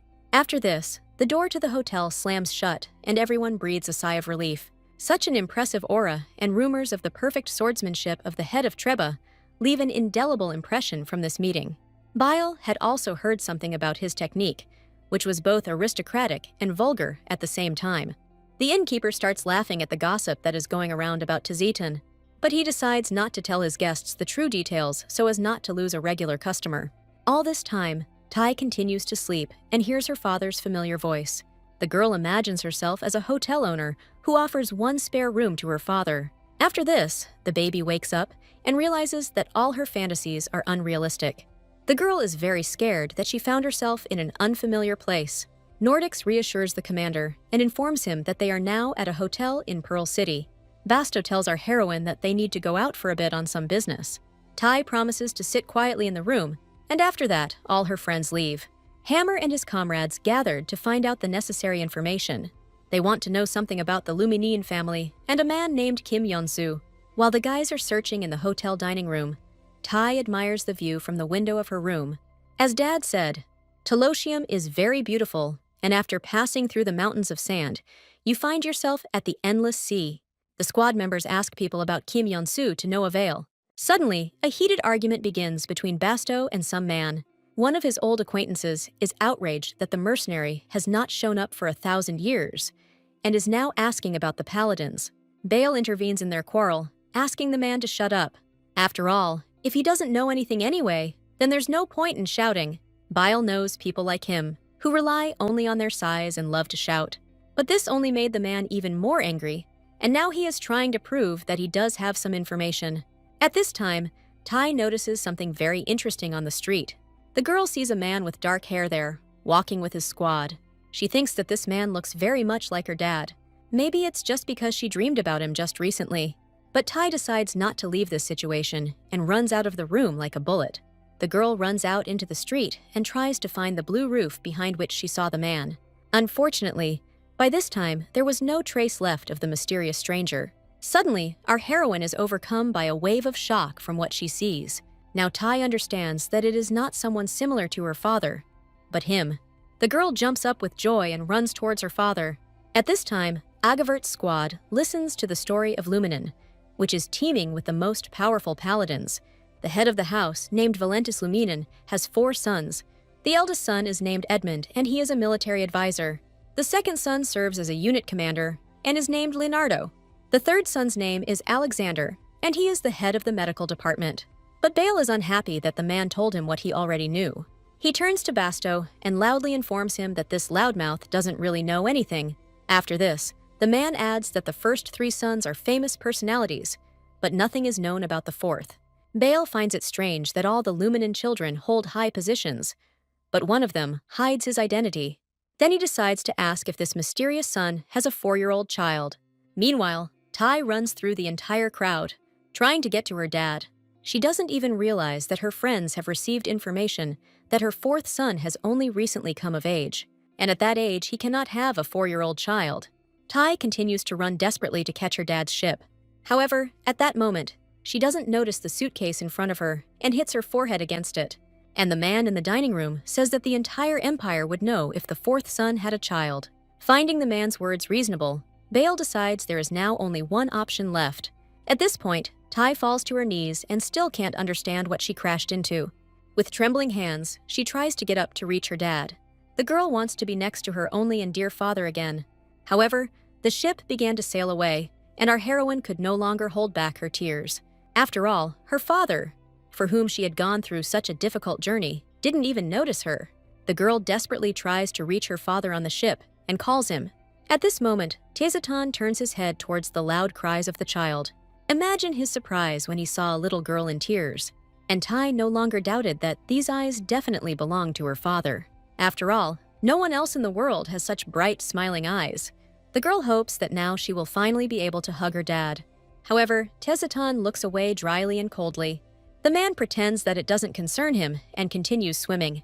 The ship quickly sets sail and leaves the city where Tia never hugged her father. After this, the baby can no longer contain her loud crying. At the same time, Bale suggests that the girl could have been born to the head of Luminen from another woman. But the man, already quite drunk from beer, does not agree with his version. The entire empire knows that the head of the empire has been devoted to the Saint of Richard all his life, and the presence of 4 children only confirms this. Basto recalls that Eleanor possessed the strongest holy power in history, but Bale believes that no one knows the true relationship between a husband and wife. After all, according to statistics, it is wives who most often order the poisoning of their cheating husbands. In public, they hold hands tightly, smile and pretend that they have a perfect marriage. But behind their backs, they continue to look for ways to kill each other. At this moment, an agitated Nordics runs into the dining room and reports that the head of the squad has disappeared. This news shocks the mercenaries who are so protective of the girl. At that very moment, Basto sets off to search for the baby through the city streets. Even Bale, who always made fun of the girl, was truly afraid for her. Luckily, Nordics quickly manages to get one woman to talk. She told him that someone had seen a child walking alone along the embankment. Basto cannot contain his anger that Tia disobeyed him, but there is no time for anger, and Bile asks his friends to run faster. He understands that the blame for leaving a 4-year-old child alone lies primarily with them. The boys didn't even notice how quickly they found themselves on the embankment. Looking around, the men noticed the edge of a small light cloak. In the middle of the empty embankment, they discover a small lump covered with this cloak. Fearing that something bad might have happened to Tia, the mercenaries rush towards her like a bullet. At this time, our little heroine continues to lie motionless and does not respond to her name. She remembers Chernysha's words that her father would not recognize her in this world. But only now did the girl understand what the dragon really meant. Previously, she thought that when they met, she would definitely explain everything to her dad. However, the fact that her father has forgotten Tia may make her a burden in his eyes. And in this world, the girl is not needed by the man who once loved her very much. Now, all that remains are memories of how dear Tia was to her father. And the girl's friends still can't understand what actually happened to her. After all, the little girl doesn't even notice the mercenaries because of her tear-stained eyes. After some time, the entire squad returns the girl back to the hotel. But even there, Tia continues to cry, and it seems to Bale that she has completely lost her mind. All the men decide to discuss what could have upset the girl so much. They don't understand why she suddenly started crying because of her dad. This is not at all typical for the commander of a mercenary squad with such magical power. Based on the information obtained, the head of the Luminen family is the most likely candidate for paternity. But Basto is confused by the fact that Tai said that she lived alone with her father. At the same time, Duke Luminen never missed official events, and Valentus still takes part in battles. Besides, the father could only forget his daughter because of the magic of oblivion. But who would dare touch the head of the Luminen house? All these inconsistencies ultimately lead men to a dead end. Nordics explains that they shouldn't blindly believe the clue that the girl's father is the greatest paladin. Although Tai wouldn't lie, it was still worth asking her about her dad again. Basto becomes sad about the situation in which she cannot help the girl in any way. He recalls a recent moment when he was carrying the baby in his arms. At this point, Bale decides to ask what will happen if they do find her father. If the girl is reunited with her father, then what will happen to Agabert? Meanwhile, our little heroine is having a terrible nightmare. She hears her father's voice asking Livia to protect Tia. The girl's body doesn't obey her at all, and she can't even move. Meanwhile, Livia presses the baby to her chest and screams for Alaric. The entire squad encountered a powerful monster, and all the men were seriously injured. Tai looks around and is very surprised to see monsters and people around. At this moment, Alaric asks Livia to take the mistress away and run away from there. Otherwise, the girl will harm the little lady. Now Livia faces the most difficult decision of her life. She obeys Alaric's request and flees the battlefield as fast as she can, leaving her comrade behind. But no matter how hard Livia tries, her strength does not allow her to complete what she started. The girl falls halfway and begins to cough violently from poisoning. Tai doesn't know who this stranger is, but her touch is chilling. At this moment, Tezetan appears and takes the child into his arms. Our little heroine looks with her eyes and understands that this is her dad. Livia apologizes to the master, as she promised to answer for the lady with her head. Unfortunately, all of Treba's squad died in this brutal battle. Tezetan cannot hide how painful it is for him to hear this news, and Livia asks the master not to think about them and to get out of the rift. She is already surprised that they managed to get so far. Together with the master, they walked through the battlefields, and each would have given his life for him. However, Basto, Alaric, and Visto really wanted to see how the lady would learn to walk. Finally, Livia wishes the girl to smile more often with her master. After this, the girl's pupils become cloudy, and her soul is given over to death. Tezetan grabs the girl tightly and runs away from this dangerous place. Along the way, he tries to calm the baby down, but many monsters appear in front of him. Tai wakes up in horror from a nightmare in which her father is in danger. A minute later, the girl realizes that it was just a dream. However, she had never seen such vivid and realistic dreams before. She finds it very strange that the woman accurately named Basto. Dad told me that Uncle Hammer used to be in their squad, and Tai was just a little girl then. All this probably happened when the girl was still a baby. Apparently, this dream was the very coincidence by which her dad ended up in another city. But if father was a paladin, then why did that woman call him master? Tai thought that as soon as she met her dad, everything would immediately become good. At this moment, Chernish appears in front of the girl and asks if she has found that man. After this, the boy notices that there are wet marks from tears on Tia's eyes. Chernish decides to ask why she was crying. The girl explains that the dragon was right in everything he said. Dad has completely forgotten Tia, and now she doesn't even know how to tell him about herself. The hopelessness of the situation makes the girl cry again with grief. Even under these circumstances, Tai really wants to see her dad. She loves him very much and is not even stopped by the fact that her father does not remember her. Chernish feels very sorry for the girl and decides to hug her. He had a strange feeling while he was sleeping, as if he heard the voice of Tai and that man. When the little dragon heard the girl's laughter, his soul felt warm. And if she cried, he felt so sad, as if the world was about to shatter into pieces. That is why the little dragon appeared to Tia that day, to somehow stop her tears. After this, Chernish turns to the baby and asks her to calm down.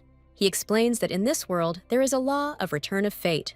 No matter what life a person lives again, most still come to the same fate. That is, in any case, what is destined to happen will happen. After this, Tai comes to the conclusion that her dad will end up in Chinogu again, and most likely, that incident from her dream will happen to her beloved dad again. The man will still lose all his friends and find himself facing dangerous monsters. Tai decides to stop this and not let her dad get into a difficult situation again. After all, she heard many people talking about how, if it weren't for the father of the family, it would be easier for him. That day, the grandmother stood up for the girl and demanded that everyone shut their mouths. However, Tai is determined not to let her dad suffer because of her, because in the end, this led to him leaving forever. Here in his homeland, she will make sure that he lives to be 100 years old. Chernish decides to support the girl and promises that she will succeed. After this, Tia hears Bale's voice outside the door, asking if she has had enough crying. Tai turns towards the sound, and at that moment, the dragon turns back into a medallion. Suddenly, all three mercenaries abruptly open the door and try to persuade the girl to eat, and Nordics decides to ask how the baby is feeling. If she was okay, he would like to ask her something. First of all, to find her dad, they need to know a little more. The men want to understand what exactly their father looked like, and where exactly they lived together. Basto explains that they really want to help the girl, but to do this, they need to learn more about her father. Biting into a piece of delicious bun, Tai remembers that she really only said her father's name. After this, the girl decides to tell how everything really happened. The little girl tells the mercenaries that she lived with her father in Chinogu. Judging by the expressions on the men's faces, they are hearing about this city for the first time. Chie explains that in Jonagu, there is Gyeongbokgung Palace and a lot of dogs. Dad used to be a strong knight, but then they ended up in Korea, and on her backpack, there is an embroidery of the kindergarten she went to. After this, Bale realizes that old Nordics was indeed right. It doesn't seem like Tai is lying, but the more you listen to her, the more confused you become. Therefore, the search for the father will have to proceed as originally planned.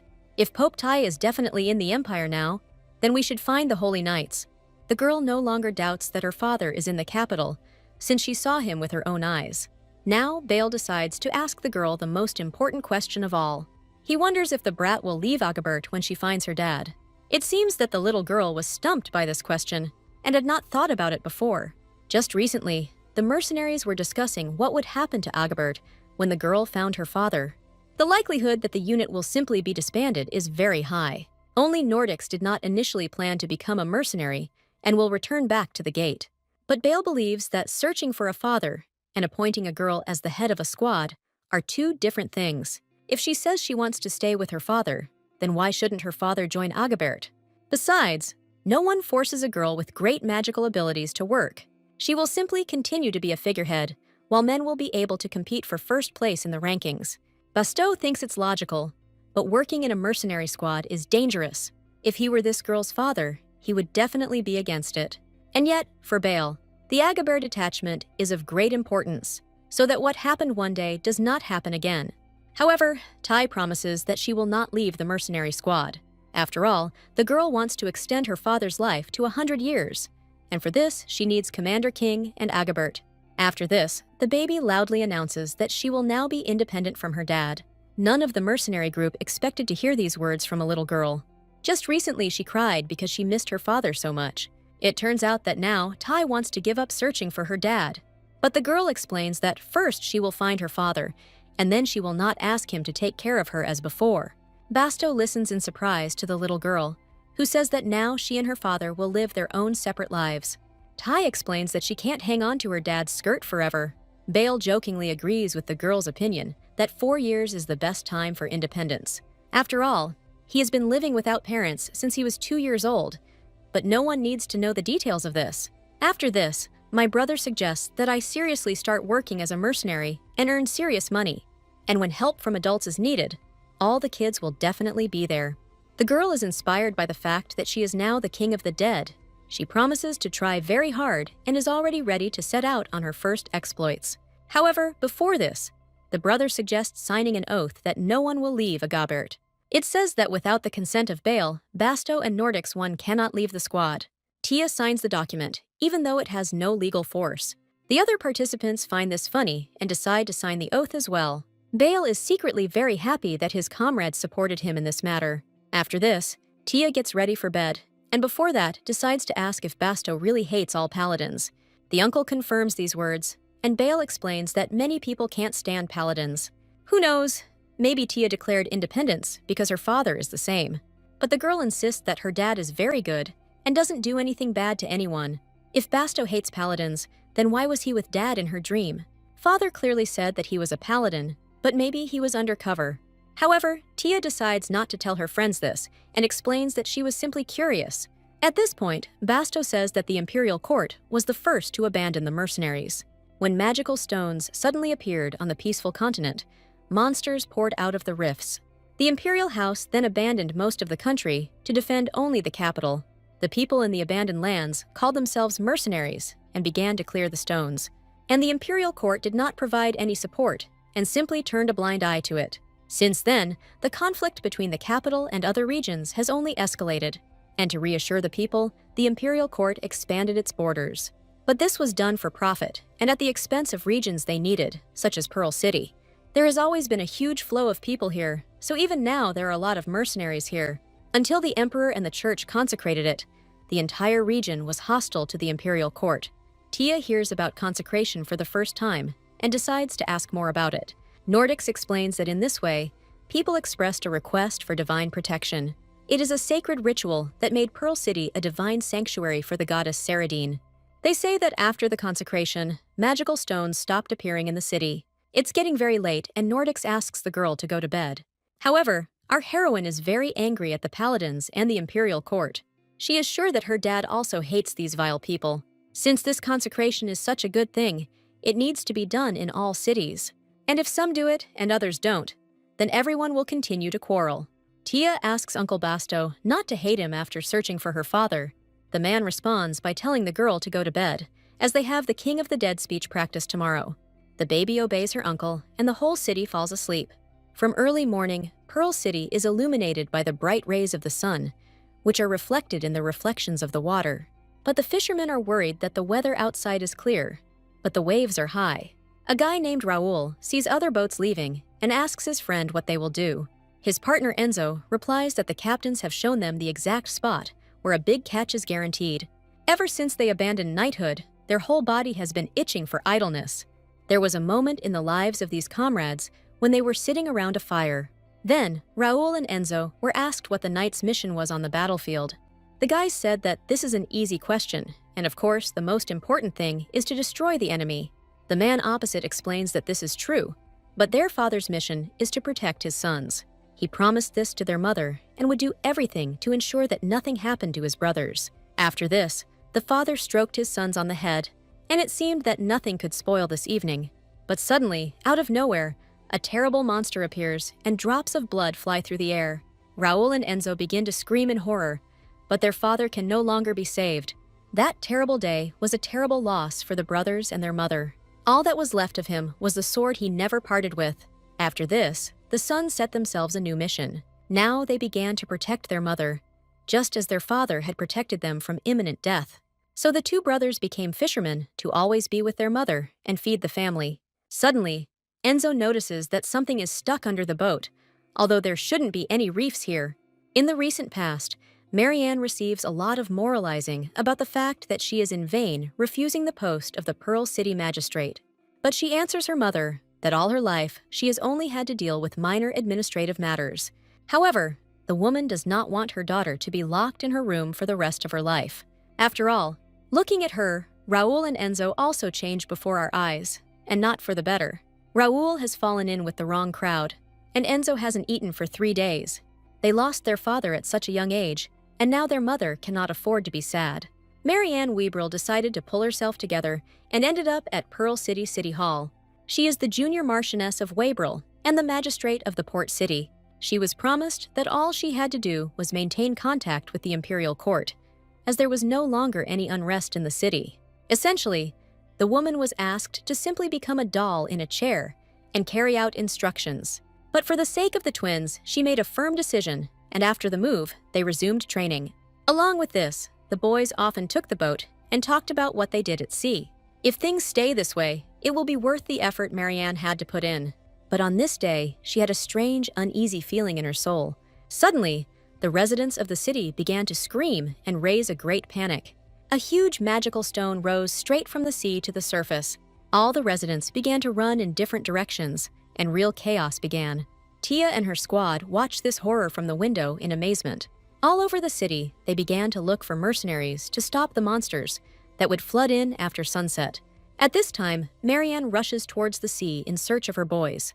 One employee asks her to put on a raincoat because it is raining heavily outside, but she is overcome by terrible fear, since the twins have not yet returned from the sea. At this moment, the woman overhears the mercenaries talking about how they are seeing a magic stone in the sea for the first time. Everyone refuses to swim to a place from which something unknown might emerge. Suddenly, one of the men decides to approach the innkeeper named Rudy. He once said that members of Trebog's detachment were staying with him. Hearing this, Marianne catches the last ray of hope for saving her sons.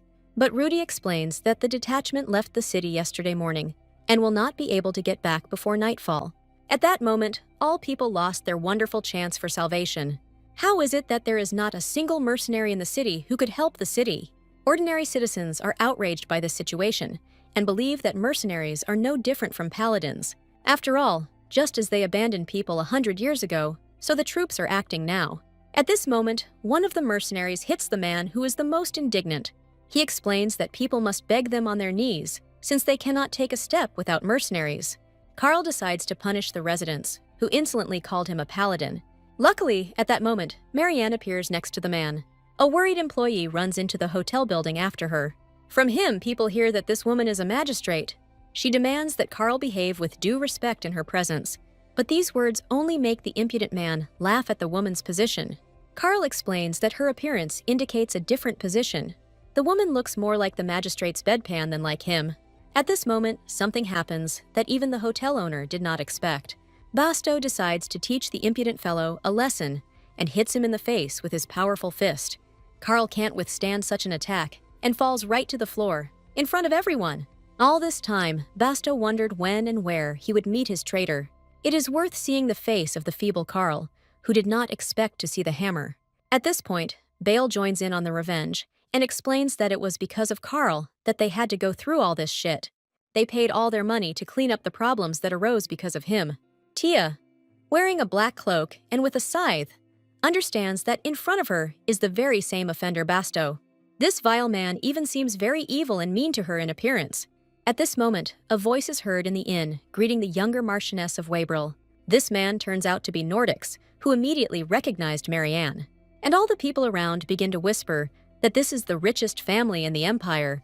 Grandpa wonders how such a noble lady ended up in the rain. But all this time, thoughts about her sons are spinning in the woman's head. Upon learning that such a high-ranking lady was standing before him, Rudy invited her inside. While everyone is heading to the hotel, Tia asks Basto to go with them. Bale and Hammer leave the insolent Carl and warn him not to dare move from his spot. They promise that their commander will make him regret that he was ever born. At this time, Tia does not show her face and hides her head under the hood. The hotel doors close, and Carl is left alone in the pouring rain. It is impossible to convey how strong the rage of hopelessness was in him at that moment. While Carl's men help him up, the people discuss the squad leader, Agabert. Could that little man in the cloak really be the king of the dead? People heard that this was a disguise, and the commander cleared the middle stone alone. However, yesterday it also became known that this king was running through the streets and crying. But according to rumors, this guy is a real pervert and very dangerous. Sometimes he pretends to be a pathetic child and casts creepy illusions on people when they try to help. Other mercenaries are shocked by such stories and consider the dead king and Tezeton to be completely insane strongmen. However, with his skills, it won't be difficult for him to cleanse the magic stone. Hearing people use Agabert's squad as an example, Carl can't stand it anymore. He demands that everyone shut their mouths, and the men immediately fall silent. Carl is angry at the paladins, who did not have enough of his enormous money. Otherwise, why the hell did this Basto end up in the same city with him? To avoid giving up his glory to anyone, Carl announces that the stone will be cleared by the Death Hounds. However, his men do not at all share their commander's enthusiasm. Meanwhile, Marianne is beside herself with excitement.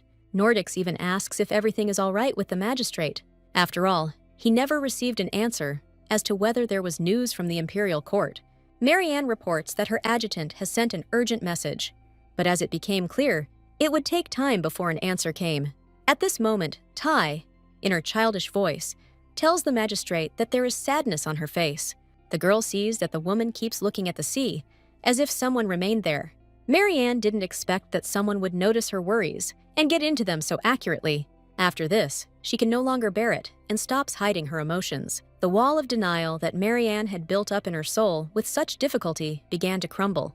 She never ceases to console herself with the hope that the twins are hiding somewhere. However, she cannot shake the thought that in reality, the cold bodies of Raoul and Enzo are waiting for her. Tai cannot afford to leave her sons in trouble and promises to help. But Bale explains that they are already getting ready to leave this place. They were only delayed a little because they saw that freak Carl. Or maybe Tai just decided to turn them all into her pet dead. At this point, Basto explains that he too is skeptical about clearing this stone. Grandpa explains that even if they manage to get the boats, it is unknown how dangerous this stone is. After listening to pertinent arguments, Tia suggests not cleaning the stone. Everyone is surprised, because the girl just said the exact opposite. But the little girl explains that they will simply not fight the monsters and will save their sons. Then they will come back, persuade people to evacuate and leave the city. Basto considers this plan reasonable and acceptable for his forces. Now all that remains is for Tia to persuade Bale, enticing him with fame and money. She asks her friends to come closer so that no one can hear her. Then Tia informs that Madam Graduate Student is very rich. Tai recently saw that a woman was wearing a lot of gold, but there was not a single wrinkle on her face. Living in the Jongno area, she learned that girls smooth out wrinkles with money. After this, Lady Marianne is informed that Agabert has decided to go in search of her sons. They managed to get hold of a small ship that would take them out to sea. Marianne goes to see off the detachment with the people working on the ship. All the Agabert participants come onto the deck, and Tai waves to Madam Master Student. And Mariana decides to ask the head how he made such a decision. At this time, Bale tightens the knots and tells his friends that he is even touched. After all, he himself had recently suggested that Tia become independent and earn money. Meanwhile, the little girl asks the magistrate not to worry, since Basto was already steering the boats. At the same time, Bale has very good eyesight, and they will definitely be able to find her sons. Nordics listens carefully to everything the girl says and understands that she is truly right. There is not a single flaw in her words, especially about Marianne's rich family. After all, when the current marquis dies, the entire inheritance will pass to her, and the magistrate's husband was a high-ranking official at the level of captain of knights. After this, the ship sails away, and the squad begins its mission. The people remaining on the pier wish the mercenaries to return alive and good luck. However, on the way to the magic stone, the squad overtakes another ship. The Death Hounds are sailing on it, led by the scoundrel Carlo. The people on the ship Agavert are trying to figure out what kind of boat has come to them. Then everyone remembers that recently the Death Hounds volunteered to clear the stone. But why are they getting closer and closer to Agabert's boat? It's unclear what Carlo was planning, but at this rate the ships would simply collide. The vile leader of the squad clearly has no intention of retreating, and, instead of clearing the stone, plans to harm good people. And Bale can't hear what the Death Hounds are yapping against them. Basto asks not to pay attention to them and promises to take the boat further away. At this time, Carlo notices that the King of the Dead is not on the ship and no one can stop him. It would have been a great option for him if Basto had quietly died behind the walls of the capital. But on the other hand, if Hammer dies right here, then the entire Agabert squad will come to an end. Carl gives the order to his team to act according to the plan, and they begin to carry it out. And Bale at this time cannot believe what he sees before his eyes. After all, the boat of the magistrate's sons washed up right on the magic stone. This fact brings horror to the mercenaries' face, as this was not part of their plans. And Bale discovers people on a boat moored to a rock. Meanwhile, Tia and Grandpa Nordics watch everything from the pier. The girl can't even imagine how she can help her comrades in such a situation. After all, if she summons the dead into the sea, they won't even reach the surface. Moreover, Basto asked the girl to stay on the shore, since the sea was dangerous. She promised Uncle Hammer that she would stay here, but the evil Cal wants to offend him again. Meanwhile, Marianne hopes with bated breath that her sons will be saved. And the crack in the magic stone is getting bigger and bigger, and soon monsters may start crawling out of there. Tia starts stamping her foot as she tries to figure out how to help her comrades. Suddenly, the girl hears a languid voice calling her mistress. Inside the depths of the water, she sees the skull that had been waiting for her. The waves rise higher and higher, and Tia tries to understand what kind of dead man this is. Meanwhile, Basto is trying to figure out how to get to the rock, which has a strong current. The boat is about to be carried away into the open sea, and the sun is setting, and Carlo is trying to sink them. The situation is so bad that Bale suggests turning the ship around and getting out of there. At this moment, Basto remembers that his friend was 2 years old when he was left without parents. This makes him think about his lost family and his daughter. After all, Lilia never left her father's side until she was 7 years old. But when she turned 8, Karl Vauban began to constantly drive him to the battlefield, and he was rarely at home. Basto justified this by saying that he was earning money for Lilia, but in the end, she was gone. So Hammer explains to Bale that there are things he is unwilling to keep his cool about. After this, the little brother sighs resignedly and tells his friend that he could have simply said that he would not back down. Now these two are determined to save the boys before they die. Meanwhile, Raoul is barely holding himself back on the surface of the water. Their boat suddenly crashed into a magical stone that appeared. They managed to tie her to one ledge so that they would not be carried away by the current. But he no longer has the strength to hold on to his consciousness, which is about to switch off. At this moment, Raoul receives a strong slap across his face. Someone shouts at him to wake up, and this brings the guy to consciousness. Bale says he doesn't have time to introduce himself and asks them to get out of there quickly. Suddenly, a sharp arrow flies into the boat, clearly aiming for someone's head. Carl begins to scold his worker for almost suffocating his sons. Seeing that someone is clearly trying to harm the man who saved him, Raoul no longer understands what is happening. In the middle of a dangerous sea, next to an opening magical stone, the unthinkable is happening. For some reason, people start fighting each other instead of saving themselves.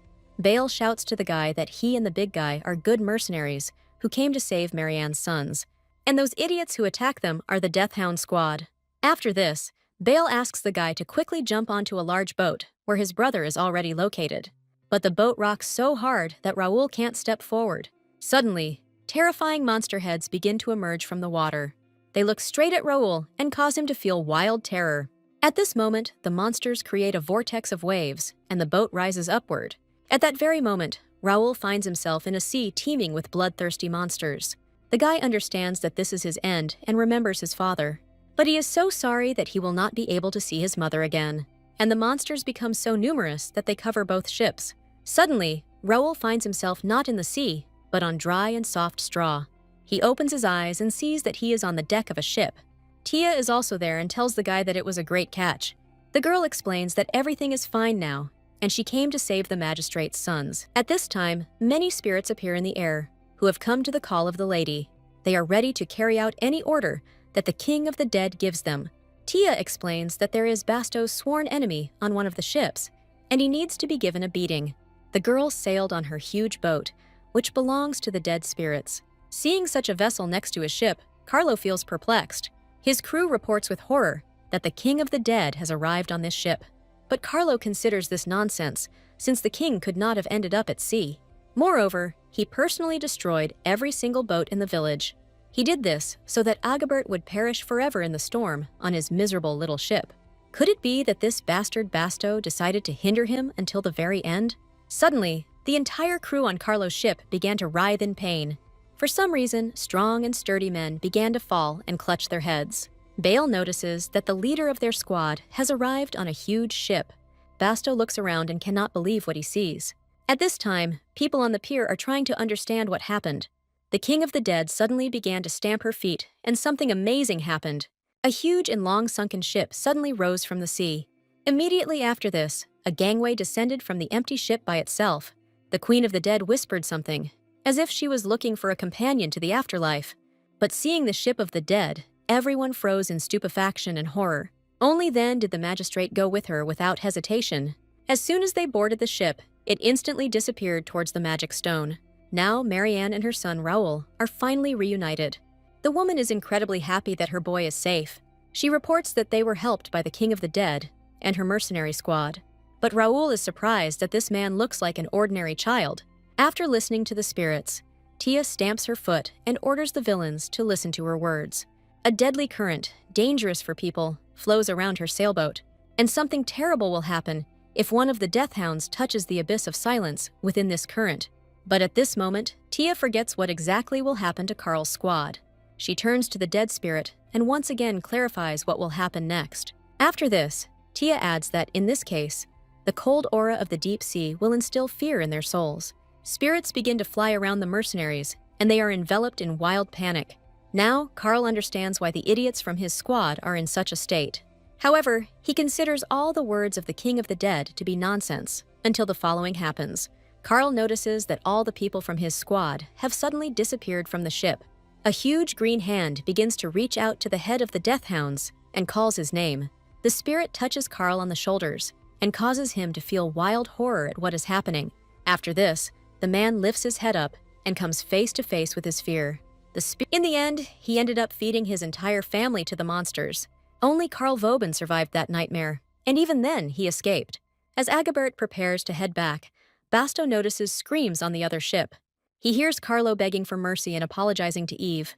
Meanwhile, Bale asks Tia what's going on, and Enzo finally meets his brother and mother. At this point, our heroine announces that she has obtained a sailboat. But for Basto, something completely different is more important now, and he decides to turn to the girl. Judging by the situation on the Hound's ship, Carl is now seeing the souls of the dead.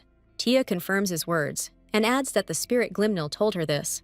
He is the master of a ghost ship that moves thanks to the magic of the mistress. In the domain of Tia, there flows a current of the dead, which occupies all the space around. For the first time, Bale hears someone translate the ghost's words for him, and Tia and the souls will unite with the world where ghosts like them live. Now, Basto understands that his dear wife has become a ghost and is taking revenge on Carl. He hoped that his loved one had gone to heaven, but in reality, he was stuck in the abyss. Meanwhile, Carl, who caused the death of the Basto family, gets his comeuppance. Eve decides to leave this bastard for a moment to move on to more important matters. She flies up to the ship where her husband Basto is now. He doesn't see his wife, but Eve tries to convey important words to him. The girl reports that, at least with their daughter, Lilia, everything is different, and Eve found herself locked in the abyss only because of terrible resentment and hatred. At this point, Tia decides to tell Basto that his wife asked him not to worry. After all, his daughter Lilia went to a very good and bright place. After these words, Basto can no longer hold back his tears. He misses his wife Eve and his daughter Lilia so much that this longing eats away at him from the inside. At this, Eve thanks the King of the Dead and takes the vile Carl with him. After this, she releases his body, which flies straight into the monster's mouth. Finally, Eve asks the King of the Dead to take care of Basto. After some time, all the participants in the fight from the Hound Squad are tied up. They ask Basto to spare them and justify themselves by saying that they did so badly against their will. But Bale doesn't intend to listen to them and demands that the mercenaries shut up if they don't want to end up like those monsters. Not long before, Tia had shown the ship where to sail and where the monsters were. If they touched the current near the ship, they instantly lost all their strength. And those monsters that die immediately take Tia's side. Thus, the girl instantly joined the ranks of her dead. The entire squad of hounds watches in amazement as Commander Agabert clears the stone alone and laughs. Meanwhile, Basto is busy tying up his opponents.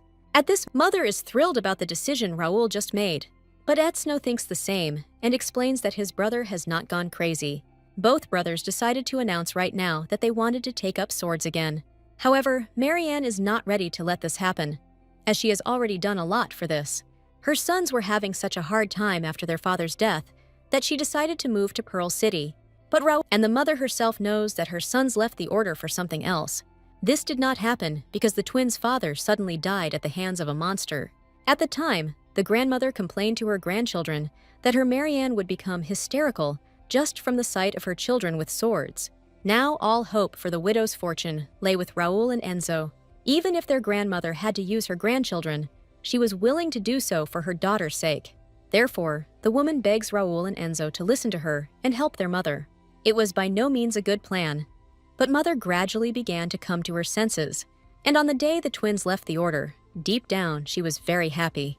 Just like their grandmother, Raoul and Enzo were very afraid for Mariana, and the position of magistrate was also found especially for the widow. At this moment, Marianne freezes and realizes that the boys are right, and Enzo tries to assure his mother that she is not guilty of anything. But the woman already knows that her sons did not throw down their swords because of her. The twins took after their father and were always just as straightforward and unwavering. Even for the grief of losing a father, throwing down swords was like losing all will to live. Marianne understood this, but did not stop the twins from taking this step. In the end, she was unable to support their desire to move forward. After this, the woman becomes thoughtful, looking at the spirits hovering above the ship. If the father of the sons had seen all this, he would certainly have been disappointed in his wife. After all, she couldn't become a support for the boys, but only shifted her own fears onto their shoulders. Meanwhile, Enzo continues to assure his mother that her mere presence is a support for them. That's why they thought that if they just dropped their weapons, everything would be fine. But Mother continued to tremble with fear. With trembling lips, Marianne asks if the twins will prepare to return to the Order of Paladins. But judging by the expression on the brothers' faces, they have a completely different idea about this. The twins tell their mother that they are going to go after these people. Looking at Agavert's mercenaries, Mariana at first cannot believe her son's words. It was a battle in which 4 squads worked together to clear a large magical stone. At the very end of the cleanup, a small rock appeared that had separated from the rest of the area, right in the residential area. Since the paladins were subordinate to the imperial court, obtaining permission to carry out the purge was not easy. His superiors understood his zeal to protect civilians, but the imperial court rejected the request. If only permission for reinforcements had been given a little sooner, then my father might have stayed alive. And the way they were slow to react to the stone's appearance in Pearl City today is all from the same series. If killing monsters is a holy mission, then mercenaries seem much holier to the twins than paladins. Looking at the squad that saved her sons, Marianne fully supports the boys' opinion. In her eye, meanwhile, the people on the pier are eagerly awaiting the return of the Agabert squad's ship. They are all amazed that the King of the Dead protected the city and saved them from the monsters. The storm after this, Tia really feels like her arms and legs have become completely weak. Basto warns the girl that mages should be wary of the state of magical exhaustion. Suddenly, Marianne asks the squad to talk to her at the city hall. As the magistrate of Pearl City, she would like to express her gratitude to the mercenaries. And at this time, the ship of the dead sails away from the city and disappears over the horizon in the bright rays of the sun. Tai can't take her eyes off the huge boat that helped her save people. After this, the girl again turns her attention to the woman whose sons they pulled out of trouble. Hearing, the entire squad heads to the city hall to the loud cries of admiring people. Tia continues to hold on to Basto's arms and looks at the sea. The girl remembers her father, who sailed away along this route on a ship just yesterday. His look and dark hair still remain in the girl's memory. Meanwhile, the ship with Treba's detachment continues to sail along the sea. Tseiden has already reached the coastal waters of the central continent and is enjoying the sunset. However, the girl was clearly looking in his direction and desperately calling for her dad. She cried. This whole situation seems incomprehensible to Tseiden, and he cannot find an explanation for it. After this question seems nonsense, because the detachment only consists of those who have nowhere to return to. But why then is Tseiden so disturbed by the child's voice and tear-stained face? Even if she is an orphan, it is dangerous to be stuck alone in the port in such a state. After this, he approaches the captain and asks to borrow his communication device.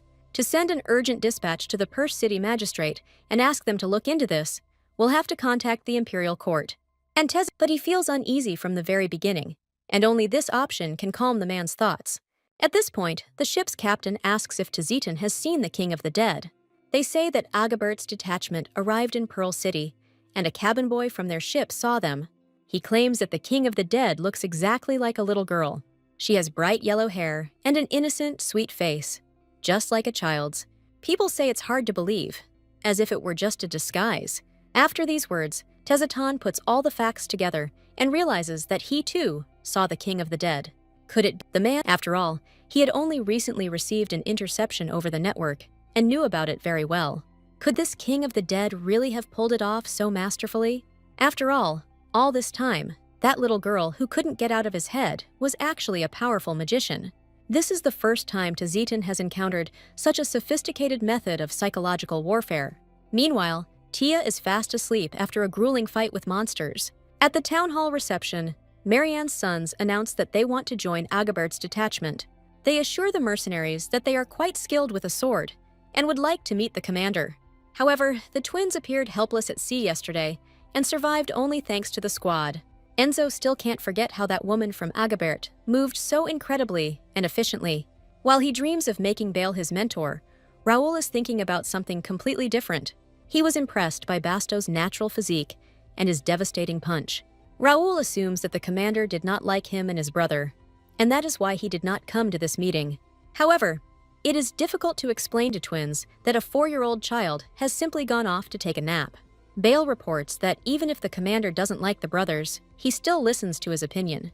After all, it is Bale who is the very member of the squad who enjoys the favor of the King of the Dead. The twins are very surprised that the commander has such a favorite. But Basto asks his comrade not to lie, and says that the commander values him most of all. Nordics also decides not to stand aside and pays attention to his life experience and reliability. At this point, Basto and Bale inform the old man that their contribution as fighters is much greater, and the twins watch the quarrel and cannot believe that such strong men are trying to get the master's attention. It is obvious that the Archmage also possesses outstanding leadership qualities. At this time, our heroine has a dream that her friends are trying to choose which of them is better. They decide to ask the girl and ask who she likes more. Tia introduces each of her comrades as a separate piece of delicious food. The girl begins to toss and turn on the bed and tries to make a choice. At this moment, a bright ray of light begins to appear from her cloak. Tia hears someone's voice calling her his savior. The baby opens her eyes and sees before her a sea goddess who introduces herself by the name Saradine. She tells the girl that she saved her life just recently. So Saradine wanted to thank Tai before she fell asleep. However, Tai doesn't understand how she helped the princess if she was just sleeping. It turns out that last night the girl freed the goddess from the stone in which she was locked. This seems strange to Tia, since there was no one inside when the stone was being cleaned. But the goddess explains that this is not at all surprising, because she was that very stone. Our heroine is shocked to discover that the princess is the magic stone.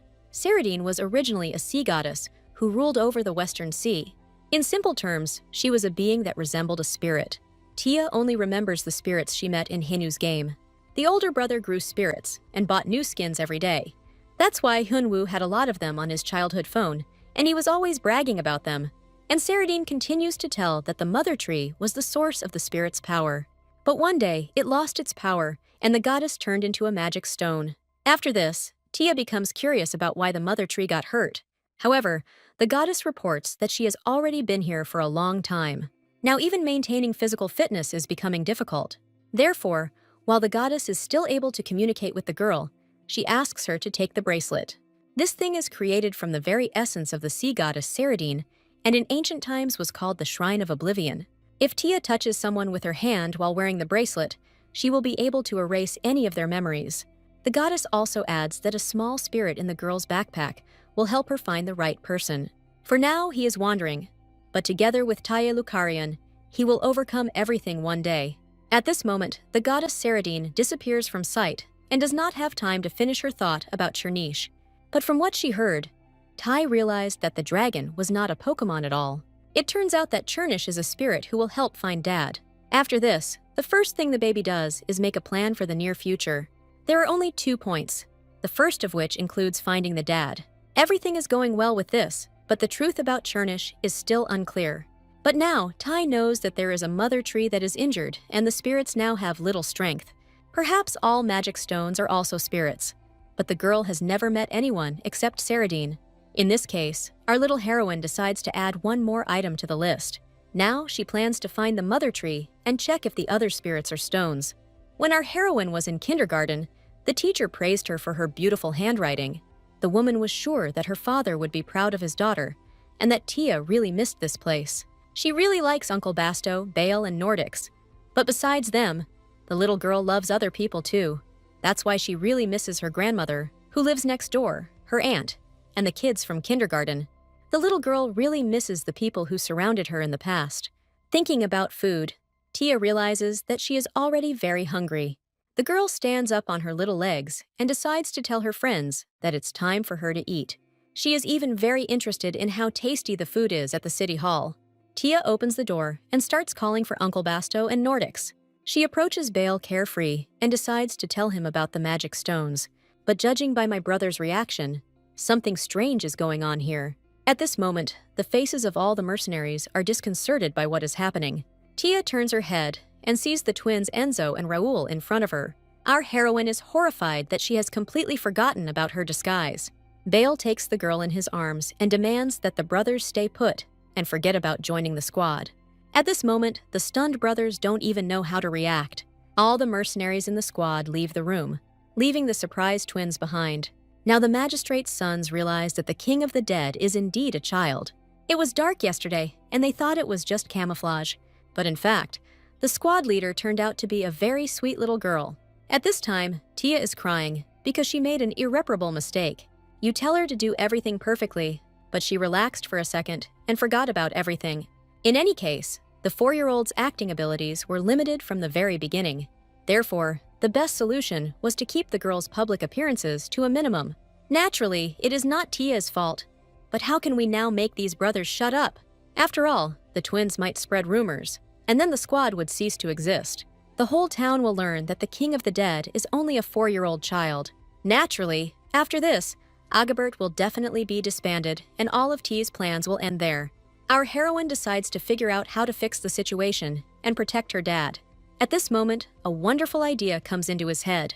She remembers the goddess's gift, which can erase memories. After this, the girl tells her comrades that she has a plan. She offers the mercenaries to get rid of the magistrate's sons. Of course, such words from a 4-year-old girl are terrifying. Bale informs the little one that this cannot be done under any circumstances. Although mercenaries will take on any job, this is too much for a 4-year-old. But Tai is already running as fast as she can to test her new strength. Bale manages to grab the girl and does not understand when she became so cruel. Tai, hearing these words, our little heroine is horrified. She wonders why her brother thought she would kill a person. At this moment, bewilderment appears on the faces of all the mercenaries. After this, it was this spirit that gave Tia an item that could erase memory. She also calls her name, and the mercenaries remember that old man Nordics already told about Saradine. She brought divine protection to Pearl City and is revered by local residents. Bale decides to check if the girl is sure that Saradine has become a magic stone. Basto is a little surprised that, in addition to magic, Tia can also communicate with spirits. Dudelia explains that the girl seems to have found a valuable artifact. The problem is that no single unit has the right to own the artifact personally. Then Bale explains that the higher-ups will definitely take this thing away from Tia. Even if the paladins find an artifact, the church will confiscate it. In history, there was only one mercenary squad that received the artifact, and that was the Travaga. They say they gave it to the church voluntarily, but people say otherwise. And if the narcissistic Travags have already given in to the pressure of the church, then what can we say about the novice mercenaries? It turns out that they will also try to take away the little one's bracelet. Tai immediately hides her hand with the bracelet behind her back and explains that she needs to erase the twins' memories. Bale agrees that the church should never be given the item. Moreover, only Agavert's mercenaries know about this bracelet. After this, the brother explains that Rael and Enzo wanted to join the poison. So for now, we can accept them and reveal to them the identity of the king of the dead. And this way, Agavert will be able to expand his squad and not worry about T's secret identity being revealed. But the girl is worried that the twins might run away secretly. Basto promises that they will definitely notice if anyone tries to escape. Then they will catch every single fugitive and drag them straight to Tia. Our heroine really likes this plan, and she gladly agrees to go along with it. And so, Raoul realized that Madame Asti had awakened magic at an early age and had become a dark mage. Given the child's age, there may be those who wish to harm the girl, and therefore the squad decided to conceal her identity. Knowing after this, fortunately, the bracelet doesn't work in anyone's hands except Tai herself, and a condition can be set under which the magic will erase the memory. Such precise memory removal now explains why the church is so obsessed with removing artifacts. Basto and Bale warns that the guys should think carefully before agreeing. Although his brother's face seems crazy at this moment, Enzo still decides to agree. Together with Raoul, they accept the condition that will allow them to join the squad. Now the girl approaches one of the brothers and places her hands with the bracelet on him. In her thoughts, she apologizes in advance to the magistrate's sons. After this is looking at Bast. After the girl. After some time, she does the same with Raoul. And Brother Bale suggests testing this new ability on him. He still doesn't intend to leave Agavert, and this magic will allow Tia to worry less. Basto also joins his comrade and asks him to cast a spell on him. However, she doesn't find Grandpa Nordics anywhere and looks around. He was just in this room, and now he's disappeared somewhere. Tia. The next day, the girl greets the morning with delicious cakes. The door. Tai runs to meet him and asks where he has been all this time. After all, the baby's strength is still too great to be hidden forever.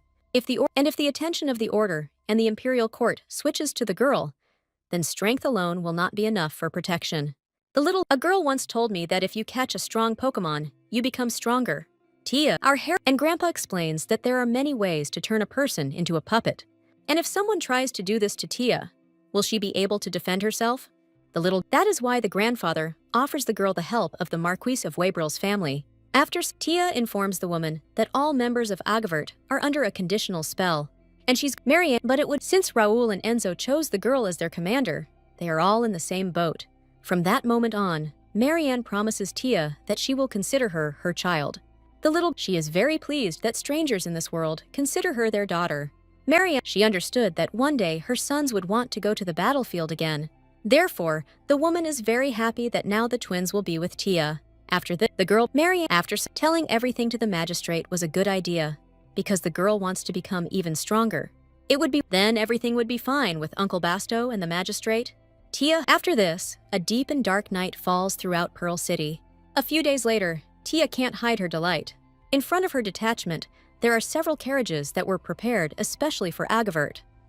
Marianne, hearing the twin, after she mother, the boy, this weapon was the only thing that remained after his death. Enzo. At this moment, Tia looks out of the carriage window and also informs the magistrate that they will all return. The woman waves to the departing carriage and feels calm for her sons. After this, Marianne returns to the city hall and takes up a pen. The woman wants to know about a holy knight who is famous now or was famous in the past. They say that this man is very serious and taciturn. His name is unusual, so Marianne hopes that it won't be difficult to find him. Meanwhile, Travag's squad is fighting monsters again and clearing the stone. For them, this battle is more like entertainment, where mercenaries grind monsters into dust. And Marianne, in her letter, begins the search for a holy knight named Kim Yeon-su. The woman is very interested in what really happened to this girl. At this moment, Agavert's squad continues its long journey to the weapons quarter. Raoul thinks about the name of the girl's father and tries to remember at least something. However, he had never encountered a holy knight with that name in the capital, so the mercenaries continue on their way, knowing nothing about the girl's father. Basto notices that Tai has become noticeably quiet and is thinking about something. At this point, the girl says that something has occurred to her. Apparently, Dad told her his fake name, and that's why they can't find him. There was a drawing competition at Tai's kindergarten, and all the children diligently depicted their works of art. After this, the teacher suggested that they write their names on paper. Yesterday, the children had to show their parents what she wrote in their diaries. Now, the children must take turns writing the names of the family members indicated by their parents on the pictures. Tai looked closely at the other children's drawings and noticed many names. Her only family member is her father, whom she drew on paper. The teacher noticed that the girl was in no hurry to write his name. Dad was just Dad, but for Grandma, he was a bachelor from apartment 106th. Yesterday, he came when Tai was already asleep, and the girl forgot to show him the diary. The teacher was surprised to hear that the little girl did not know her father's name. But then, she said they could find out his name if Tia came with her. When Tia was registered for kindergarten, her father filled out a form with his name. The teacher shows the girl a questionnaire and asks her to read what is written there. It was on this paper that Tia saw that her father's name was Kim Yeon-su. The girl was very happy when she finally learned her father's name. That day, her dad returned home early for the first time in a long time. Tai showed off her drawing and the fact that she wrote his name on it. Dad praised the girl and said that she wrote everything correctly. But the teacher told her to write her name as Kim Asti so that it would appear complete. Dad looked carefully and said that now you can write like this everywhere. Kim Asti will be the name they will use in Korea, but if the girl returns to her homeland, she will have a different surname there. At that moment, Tia assumed that she would no longer be Kim, but Park. Then her dad laughed and started hugging his sweet little girl. At that moment, The little girl did not fully understand the meaning of her father's words. Perhaps it was worth asking him in more detail what Ty's real last name was. Now the whole squad understands that all this time they were looking for another person. The long journey made the girl fall asleep, and she settled down on Basto's lap. While Ty sleeps, the guys discuss the facts that are already known. None of them had heard of Korea before, and they thought it was some kind of principality. The hardest part is that Tie's father lost his memory because of the people from the Luminen family. That's why they head to the capital to learn more about it. Raoul explains that Valentus Luminen is a person that everyone looks up to. All his sons are respectable paladins, and it is unlikely that anyone in their family would do such a thing because of a child. But Bale is still convinced that no one knows what is going on inside the family itself. At this point, Basto turns to Grandfather Nordics, who controls the horses. He asks to stop near the lake to fill the flasks. After this, Basto gets out of the carriage and goes to the pond. Raoul decides to take advantage of the moment to relieve himself. Enzo decides to go with his brother and also leaves the carriage. At this moment, Bale gets up from his seat and walks along with his brothers. But Enzo is shocked that the woman is about to take a leak next to them. While Bale urges the surprised mercenary on, he turns red as a tomato from embarrassment. Do people from the squad, regardless of gender, relieve themselves together? Enzo decides to help the woman and tries to find a place to hide. Bale asks in surprise if the guy is embarrassed in front of him. He adds that he and Basto have already seen everything from each other and even have to wash themselves in every puddle.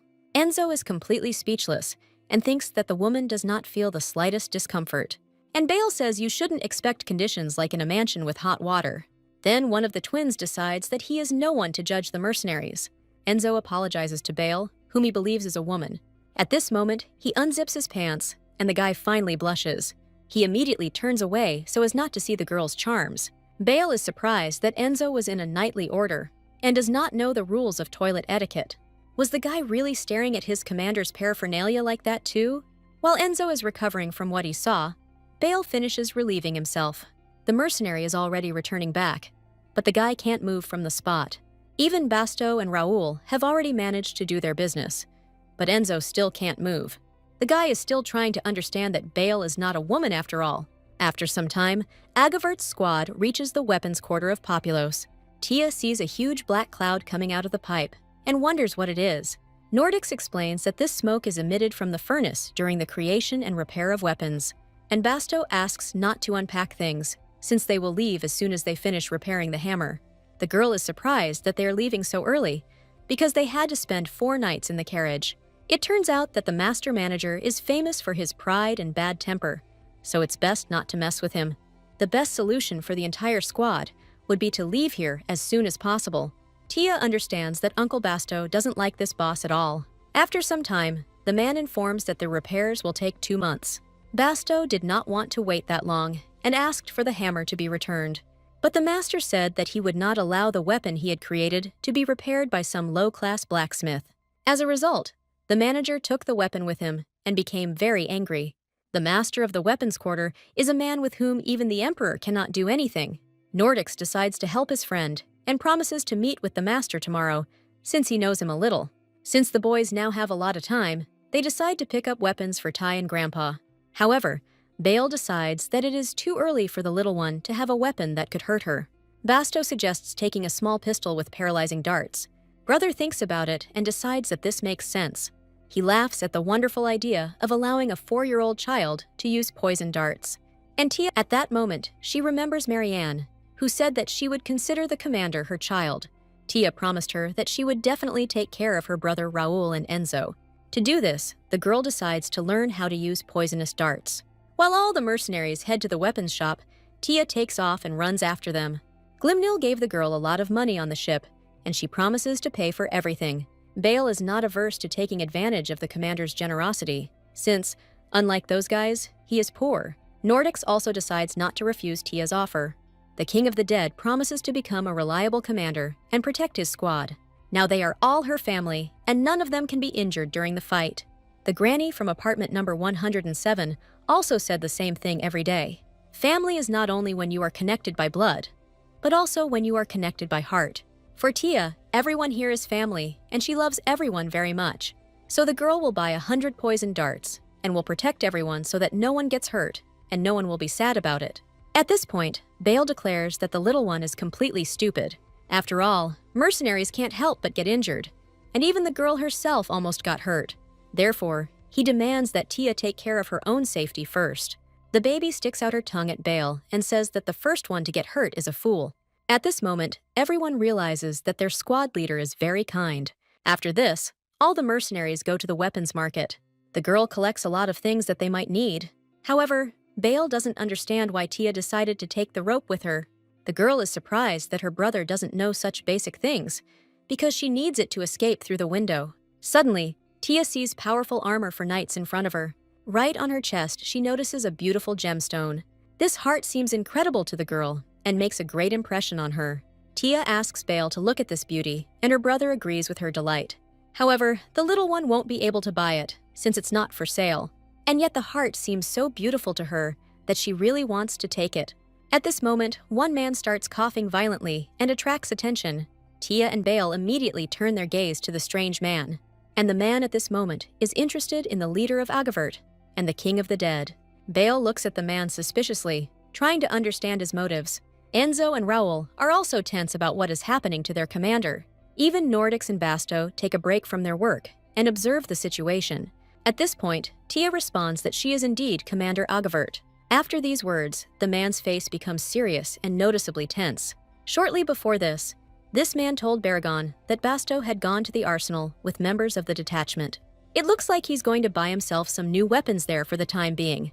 At this point, the master becomes furious at such news. This scoundrel threw away his weapon and dared to look for a new one. Therefore, the master demands that Basto be thrown out of the exhibition area. He doesn't even care that they are losing important clients because of this. Following the elder's instructions, the man asks Agavert's squad to leave this place. At the same time, they must put out all the weapons they have collected in the cart.